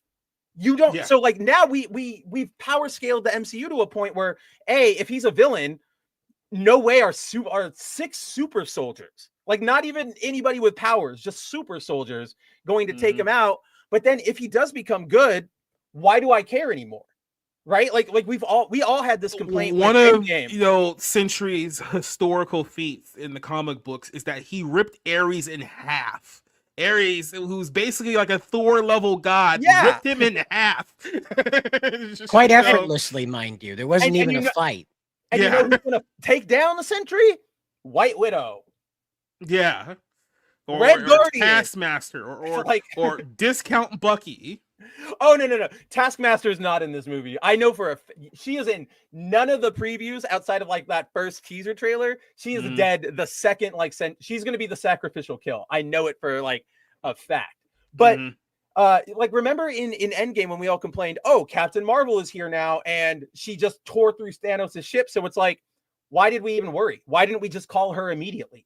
That's where we're at with Sentry. If he makes the turn to good, oh, Galactus is here. Hey, Sentry. Oh, Dr. Doom is here. Hey, Sentry. Like it's such a. I'm torn because I will admit, if you guys saw the trailer, I do like the way they portray whatever he's doing, where he like points his hand out and the people become just like ash instantly, or like ash prints on the ground. I think that's pretty cool. But like now that like I like that visual, but at what it costs us is like way too much. This is gonna throw the power scale of the MCU off way even more, to the point where like now everything's a mess. What is the multiverse? What is vibranium? There's no continuity anymore because nobody cares about the old ones, right? Like when Kevin Feige is in his boardroom, he's not going, all right, where do we pick up? Do we use this element from Age of Ultron? Do we remember this thing that we talked about in Civil War? He's going, who haven't we used yet? What can we market? What new product can we make? Earlier this week, I wrote an article because the executive editor of Marvel Comics, Tom Brevoort, basically came out and said, like, the purpose of Marvel. So somebody asked him, like, with your recent X-Men relaunch, why didn't you go back and take any aesthetic inspiration from the 90s animated series era, which is the most popular? And Brevoort was basically like, because the point of Marvel Comics now is not to, you know, retread ground, but it's to make new stories and ideas that will Spencer, huh? I just figured it out. What's I had up? one of those cider predict Yes! things hit me. Yes! Shut up, Spencer. Let Cider predict. So I don't have the thing loaded because I just No, it's gave up okay. on I this, know. but so what's going to happen, and this is my preview, so it's not guaranteed. I haven't seen the movie. So what's going to happen is they'll find some ass puller reason to kill Sentry. Now, as you know, this releases the Void. But if the Void dies with Sentry, like all at once, like they make some weird Doctor Strange deal, that caused a massive release of energy in the comics. Huge. So they could use that as the gateway to rip open one of those cracks that Doctor Strange sewed shut from No Way Home, and there's the access into Doomsday. So Sentry won't be around to be the power scaling problem. He'll be dead, acting as the portal into the multiverse battle royale. Oh my god! It's literally your prediction didn't say this in your prediction, but I kind of leapt. They're gonna do that, but then they're gonna make it exactly like the end of the Marvels. I know you didn't see it, Cider, but if you guys all remember, it's when what's her name, the bad guy. Good luck remembering her name. When the bad guy like gets both of the quantum bands, and now she's super powerful, but then all of a sudden she's like, oh, I can't control it. And she goes out into space and she blows up, and that opens up the rift in the multiverse. Self-defeating villain opening rift in 100%. That's what's going to happen. Like I am not. That's not even a Cider predicts. That's like a Cider knows. Like Cider has jumped from the future. I'm not going to lie to you. I completely forgot that was the ending of the Marvels. It was so insignificant, and they've made no reference to it in the 2 years that film's come out. And they never ever will ever again. This is the problem, though. It's like none of these superhero movies, like the final battles, are just nothing. Like, when was the name an exciting final battle from an MCU film after Endgame? Just name one. It's not the entire fight, but I like that moment when Spider-Man's about to like skewer the Goblin, and then like Tobey Maguire stops him. But that's not the fight. Like I like that moment. Yeah. But no, I think you're right. I can't think of anything. They're all the final battle with Echo and Kingpin was just like who can make a weirder hand signal, you know? What did you do? Your racism is you are no longer racist. You are no longer racist. No! Kingpin was like, get me out of here. I need to see my mother. I have to remember what the hard R means. I've had it erased. Get me my hood. Get me my hood. Where's my hood? Get me back to my hood. I'm going to buy your reservation and I'll burn it down. But okay, so the other day, I was talking to our friend Josh about Civil War, and we were rewatching some clips, and it is insane. Just if you guys go back and just watch the fight with Bucky, Falcon, and Spider-Man in like the airport terminal, it is genuinely like I felt like a kid again watching it like 2 days ago, because everything is fluid. You can tell what's going on. Mackie, Sebastian, and Tom actually have like genuine chemistry in the way they talk. All the characters feel like the characters you want. It is night and day compared to what we get now, which is just not like, I know it's always been CGI sky blue beam stuff from Marvel, but it's even worse now, to the point where what you're seeing in the final moment is probably not like, none of it is real. None of it is real. Like even people just like Jacob was talking about, they'll do it to apartment buildings now. You think they're going to put in the effort to say, hey, Mackie, stand on the green screen, let us pay you like $1,000 for the shoot? Like, no, they're not going to do that. But I wonder if maybe Thunderbolts is going to be like one of those ones where they just randomly stick in a Deadpool thing that's like way after this movie was filmed. And they just stuff a Ryan Reynolds random scene where he's sitting down and a car hits him. And then that's it, 1,000%. you know? 1,000%. what does this movie have going for it? Like, Right. okay, admittedly, it has, you know, I know, like, this is my bias, but I'm also putting it aside. I know people like Florence Pugh. Dad from all right. Stranger Things. Oh yeah, that's right. Yeah, Stranger Things dad, and then I don't know. Maybe Bucky. he's over market though. It's been a long ass time since that Stranger Things season came out. I don't even think it's over market. I think you're right, but it's not over marketing. I just think Red Guardian wasn't as funny of a joke as Marvel thought it was. Yeah. No. Right? Like, okay, in those initial moments when you meet him in the prison and like Natasha's trying to do all the complicated rescue spy stuff and he's kind of just like loving it, that's fun. But that's literally all they do with his character the entire. He had that one, admittedly, I can't believe I'm even saying this, but Black Widow has that scene where he's talking to Yelena, like in the bedroom about what happened when they like had to be separated and stuff. That's really emotional and it shows this really good character growth for him. Immediately after that, everything is fat Russian back in suit. Mm-hmm. That's all he was in the What If show. It's exactly what it is. It's Russian Fat Albert. Here's another problem with the MCU power scaling again.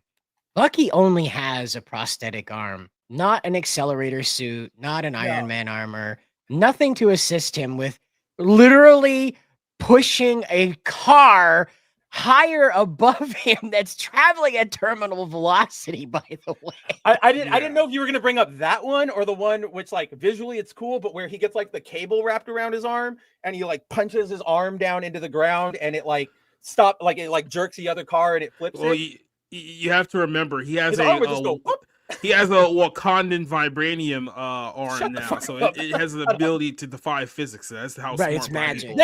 Jacob's joking, but I hate him because I know that is 100% what they're gonna say. Like like in the Winter Soldier, we were watching him like kind of have a hard time with Steve Rogers, who's just a little bit better than an Olympic level athlete, you know? And he was having a hard time. Now he's just like, whoops, bye-bye, Ford E-Series van.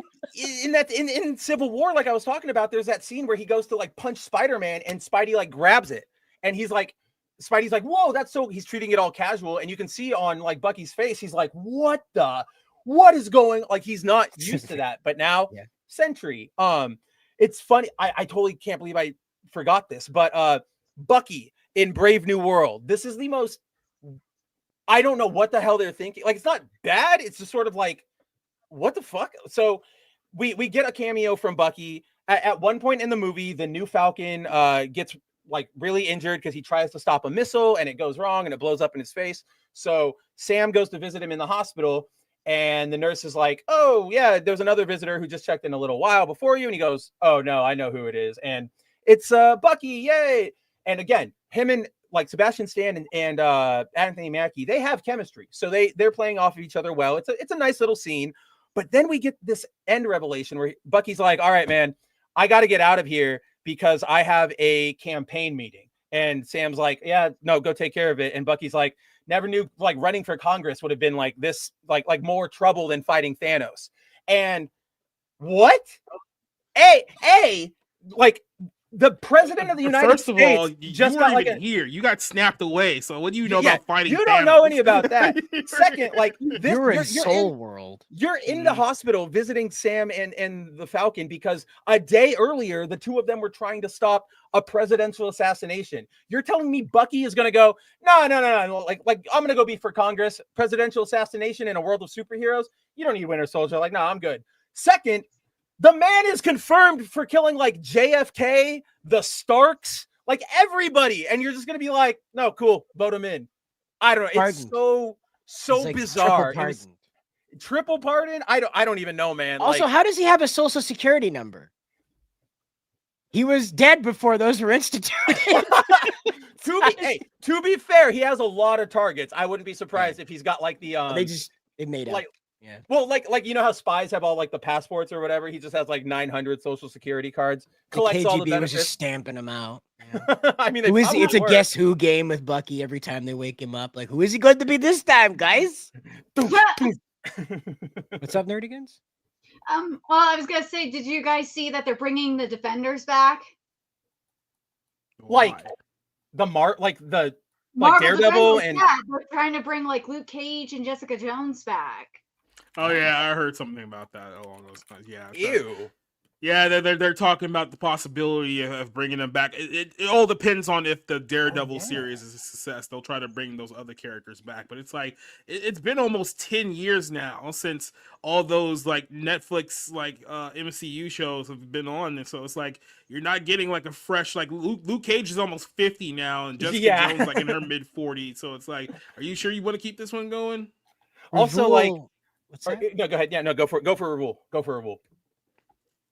I was just gonna it moves the topic along. Is there like that's all. Okay, anyway. Okay, all right. Yeah, no, I'll just wrap real quick. In terms of the Netflix shows, yeah. So I found the article. It's just like, yeah, we might be looking into this, blah blah blah. Like as everybody said, we're already way too far out from any sort of relevance for any of these shows. And two, I don't know if you guys remember, but none of them were really that well received as Daredevil. There's a reason Daredevil stands out so much, especially when we look at like final seasons. Luke Cage final season was bad. Jessica's was really bad. Iron Fist got better, but still bad. So like, I don't believe them that they're actually going to like bring anything back. I think this is just them fluffing, because also you guys went out of your way to be super fucking performative about, oh, look, Danny Rand's not the Iron Fist anymore. It's this other Asian guy. Iron Fist is Asian now. Isn't that right? Shouldn't all mystical kung fu people just be Asians? You guys went all in on that, and now you're supposed to have me believe you're going to do a Finn Jones return? Get out of my face. That's all I had for that. Well, the only Netflix show I could see them bringing back besides Daredevil that was somewhat well received is The Punisher, but other than that, Punisher. I can see them bringing back Punisher. He like his show was good, and he's coming back. Like I know he's in Daredevil Born Again. Yeah. So that one I could see, but these other two or these other three, it's just like, what are you doing? Like nobody believes this. Yeah, Punisher's well received in Daredevil Born Again. I think they'll bring that show back. That's my guess. I think they're just testing the waters with that. I think so. I think you're right. Ravul asked, how is Disney going to adapt the 12 volumes of Secret Wars? And it's very simple. They're not. They're not. They're not going to do that. That's like asking how they adapted the Civil War comics, because I know my coworker, my assistant manager at GameStop at the time, I remember she was reading Civil War as it was coming out. This was like in 2008, 2009. And she 2006. She was loving it. So like I was hyped for Civil War because I knew she was telling me about it every time I worked with her. So like seeing how they adapted the Civil War and not doing it in like 2 movies was just a huge disappointment. Well, they didn't adapt it. It could have been a full phase, Nerdigans. Like that could have been so many of the things we've gotten could have been full phases. Wanda's turn to being like an evil witch, full phase.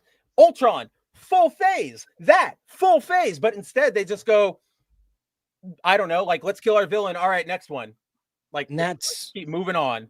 And that's what is going to happen with this, is that rather than trying to explain who the Beyonder is, they're just going to tell you the Beyonder is a Watcher-like character. They'll place him somewhere above the Watcher, but not to the point where he's so far out of reach from the Watcher. You won't have the Watcher showing up dead. Instead, he's going to show up as an escort for Captain Carter. He will most likely be the Watcher for the Secret Wars thing. Which reminder, because like Captain Carter, remember guys, the MCU and the 616 are now officially fully canonically linked. Right. Marvel just started this new series, the TVA. It's based on the TVA from Loki, but it is literally featuring like the MCU versions and then like the 616 Spider-Gwen. So we're off to the races at this point. It is just a mess. And this is going to complicate it further, but also simplify the job for the writers, is that they're not going to engage with any of the Secret Wars that we know. They're going to explain Battle World as essentially a Fortnite arena. They're going to make thank you. Yup. They're going to make sure that whatever Battle World is has a very clear barrier around it, and that barrier will be shrinking, forcing the heroes into conflict with each other, so you don't have to explain how they keep finding each other. I guarantee you, it's going to be No, just like a Fortnite battle I know royale. that is why I'm laughing, because I'm like, no, you're 100% right, and that there's literally nowhere like other way for it to play out. So they'll be running into armors and things like that. That'll be randomly placed there as well. So you'll have characters like Thor going around in Iron Man, pieces of Iron Man armor and things like that. Just like a Fortnite map. Yep. You can cross over your armors and stuff and boost up your characters in strange ways. And then, of course, you'll have your optional alternate skins, which means the white Black Panther we were talking about earlier in another episode. That character, I'm still convinced that character is going to show up. You're definitely going to see Maestro Hulk.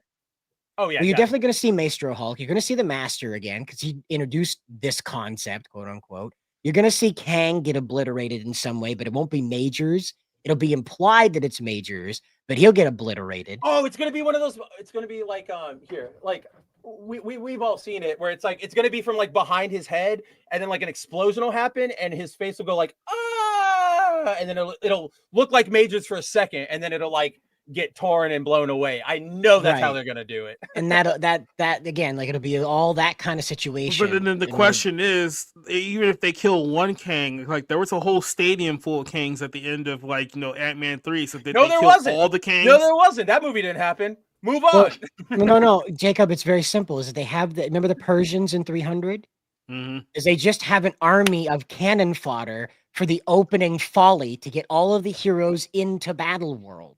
And then once those Kangs are leading them all together, the heroes find conflict with each other because Captain Carter from Convergence universe is not going to get along with whoever plays Gamora.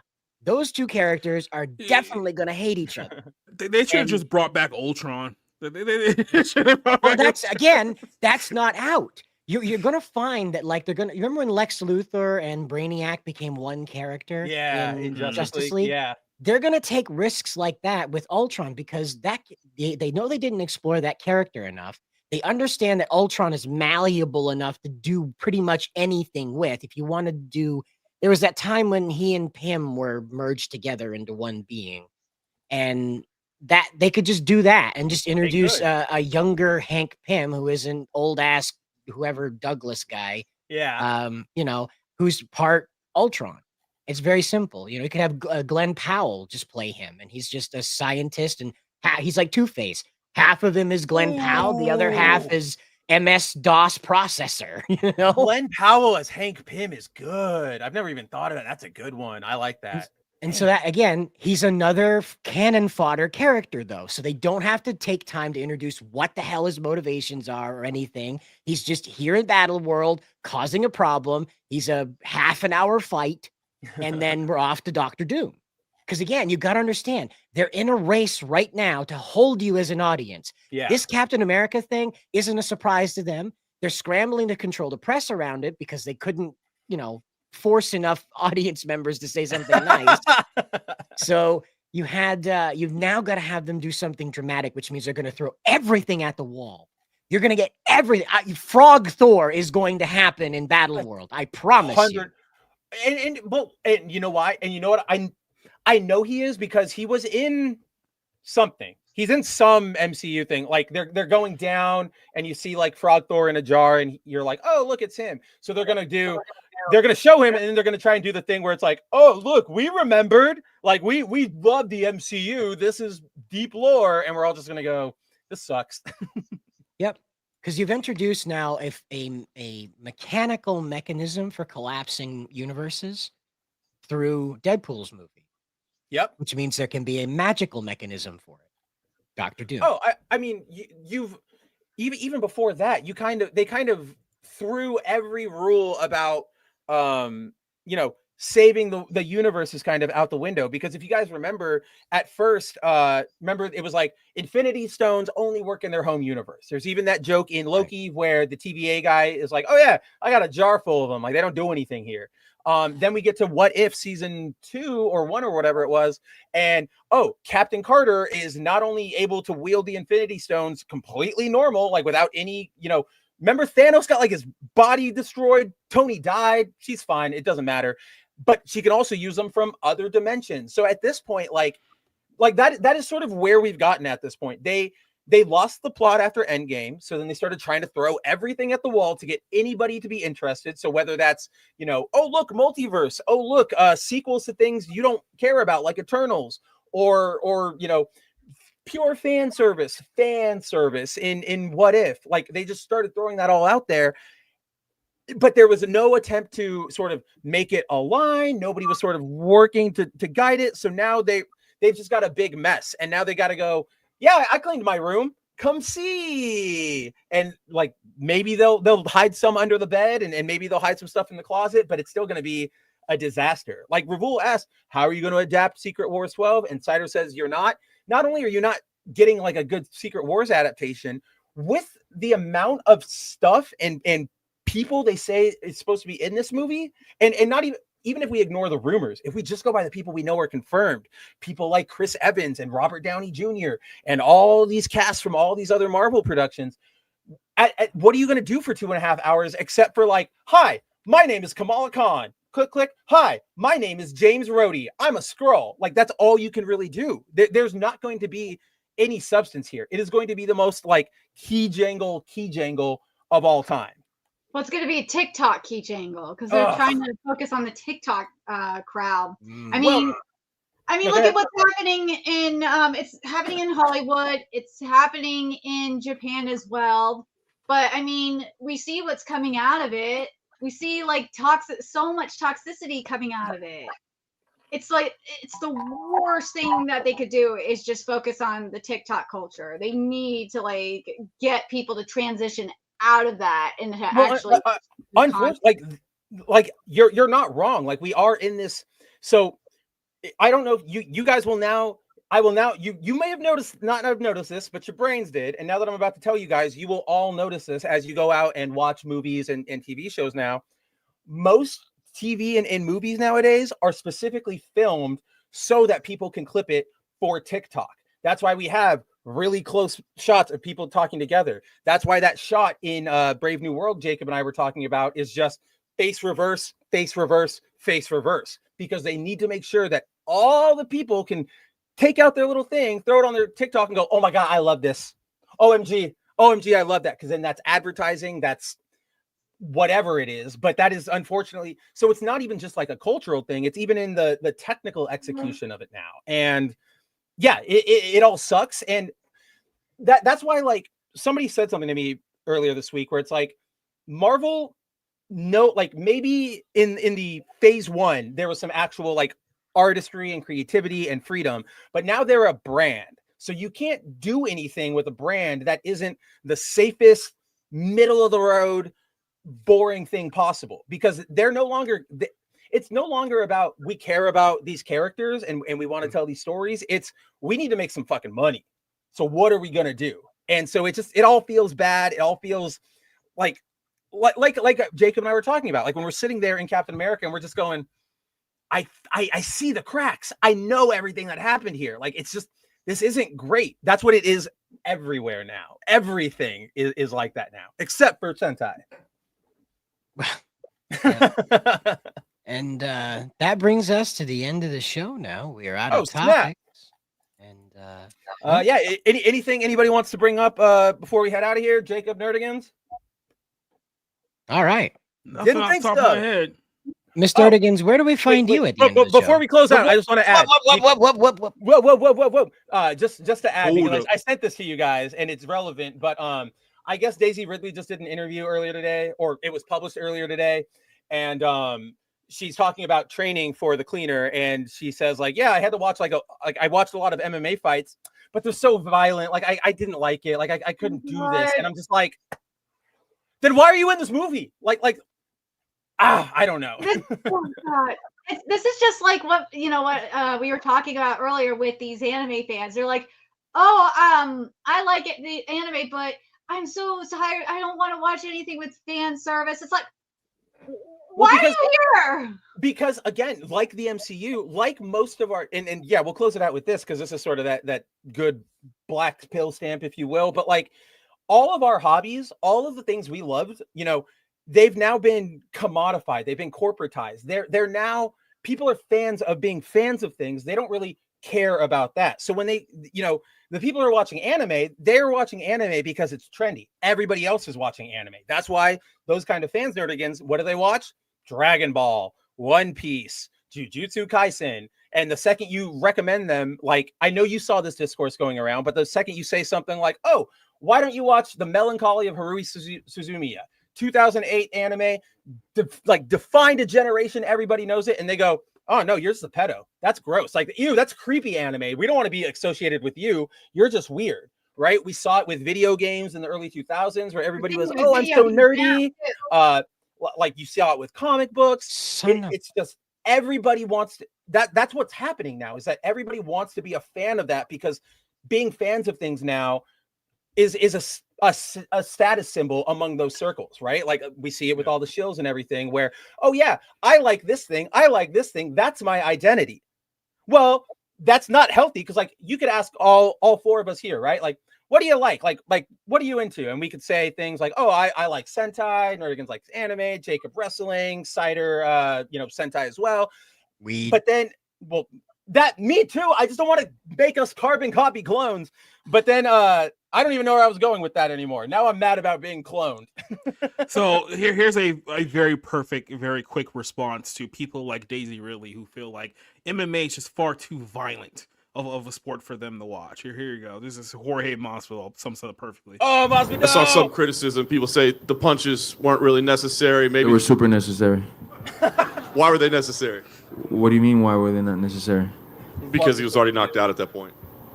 But the referee had pulled me off. And my job is to hit somebody till the referee pulls me off. So to those people, I would say maybe don't watch MMA, go back to soccer.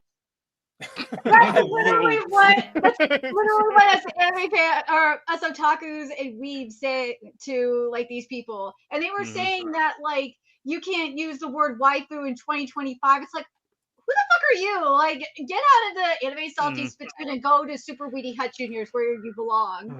Only pro wrestling had pepper spray really nerds like 15 years ago. Well, it's the same thing, right? It's these people are watching MMA, they're watching anime because that's the thing. They don't actually appreciate it. So they see something like, Vidal going crazy. I remember that fight. It was rough, but like in a good way. Like, damn, like he got crushed.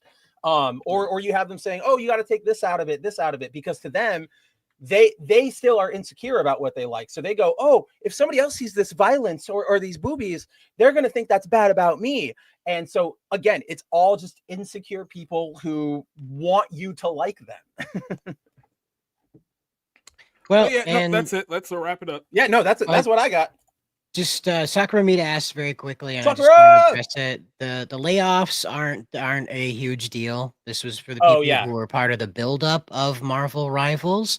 As usual, when the buildup phase ends and the game is in a maintenance phase where they're not adding new features all the time and having to reorganize things all the time to make the game functional, these guys are laid off. As they explained, this is kind of the ebb and flow, and they were aware that their job was to get the game going. And so, it was a surprise that it just came just like that. But, it is one of those. I just want to say it's one of those things that you're dealing with a Chinese company is that 100%. The Asian market works much different than the Western market. And that's all I wanted to say about that to kind of clear the air on. And all I was going to add was the reason we all leapt, because even I, like Cider knows this, I shared the story. I was like, this is crazy. The reason we leapt on it is because whoever that was, I think like Games Radar, whoever broke it, they straight up said Marvel Rivals game director, which is like, that's a loaded thing. And then you look and it's like a director for a team in like a remote, a very specific team. Yeah. not like a team that's needed to keep this going, but actually needed to start it up. So, but yeah, I almost forgot about Assassin's Creed Shadows, like how there's all this hype going around for it, and that the CEO was saying that there was positive testing for it, and there's like I think it was 300,000 pre-orders or something like that. Yeah. And he said it was someone at it was the head of Insider Gaming said this. He said that according to his sources at Ubisoft, that the game is pretty much done. So there shouldn't be any delays. I hope so.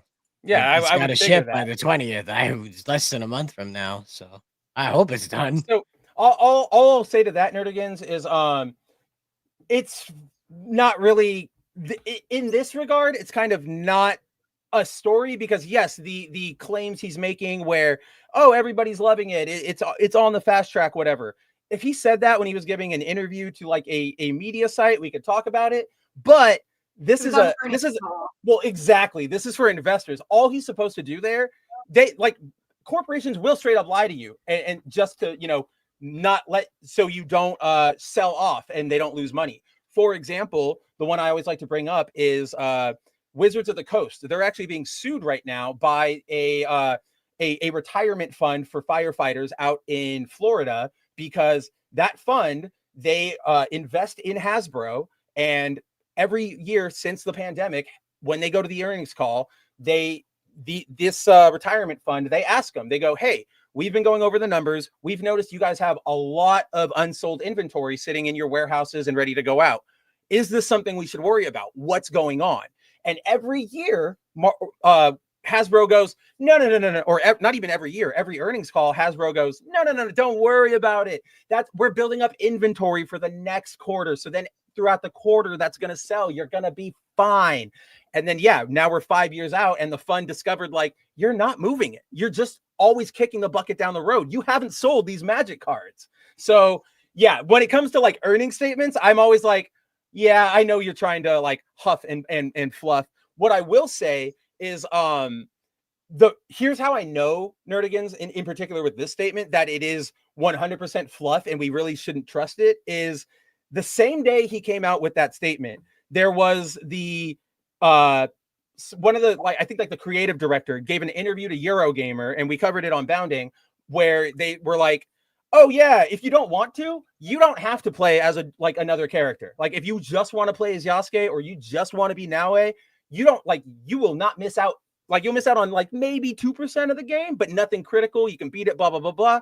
Then in Yves Guillemot's like earnings call statement, one of the things he pointed out was like, Assassin's Creed Shadows is doing great. Everybody is like super enthusiastic and ready to like involve themselves with both with dual protagonists. And I'm just like, how does that line up? Like it doesn't. So yeah, remember, when it comes to earnings calls, they're always going to be. Well, now for real this time. Now we will. Miss Nerdigans, where do we find you when it's time to, I guess? You can find me on my YouTube channel, Nerdigans Inc., where we cover anime and manga every day. I recently did a video on there about a article that came out about a Viz localizer who was really open about the Viz higher ups telling him to not include the F word in Dan anymore, which is like very suspicious to me. Yeah, it seems like it's censorship. That's what it is. Yeah, I call it like the for kidsing of Viz, and I talked about here before that Caleb Cook mentioned a few years ago in an interview that that what the editorial department would do for Boku no Hero Academia is kind of would remove like some curse words and soften up the dialogue for Bakugo so they can expand, the lower the age rating so they could sell it to kids. But this is Dandadan we're talking about. This is a mature rated manga, so it's like you can't lower. Yeah, you can't lower the rating just by changing words. There's the content, like the story. Yeah, there's the content. Like it's bizarre. It's a bizarre story that we covered on my channel. And then on Patreon, patreon.com/PackerGirl, I'm covering Dragon Ball Daima in sub and dub. I mentioned it earlier. I have episode 18 available for free.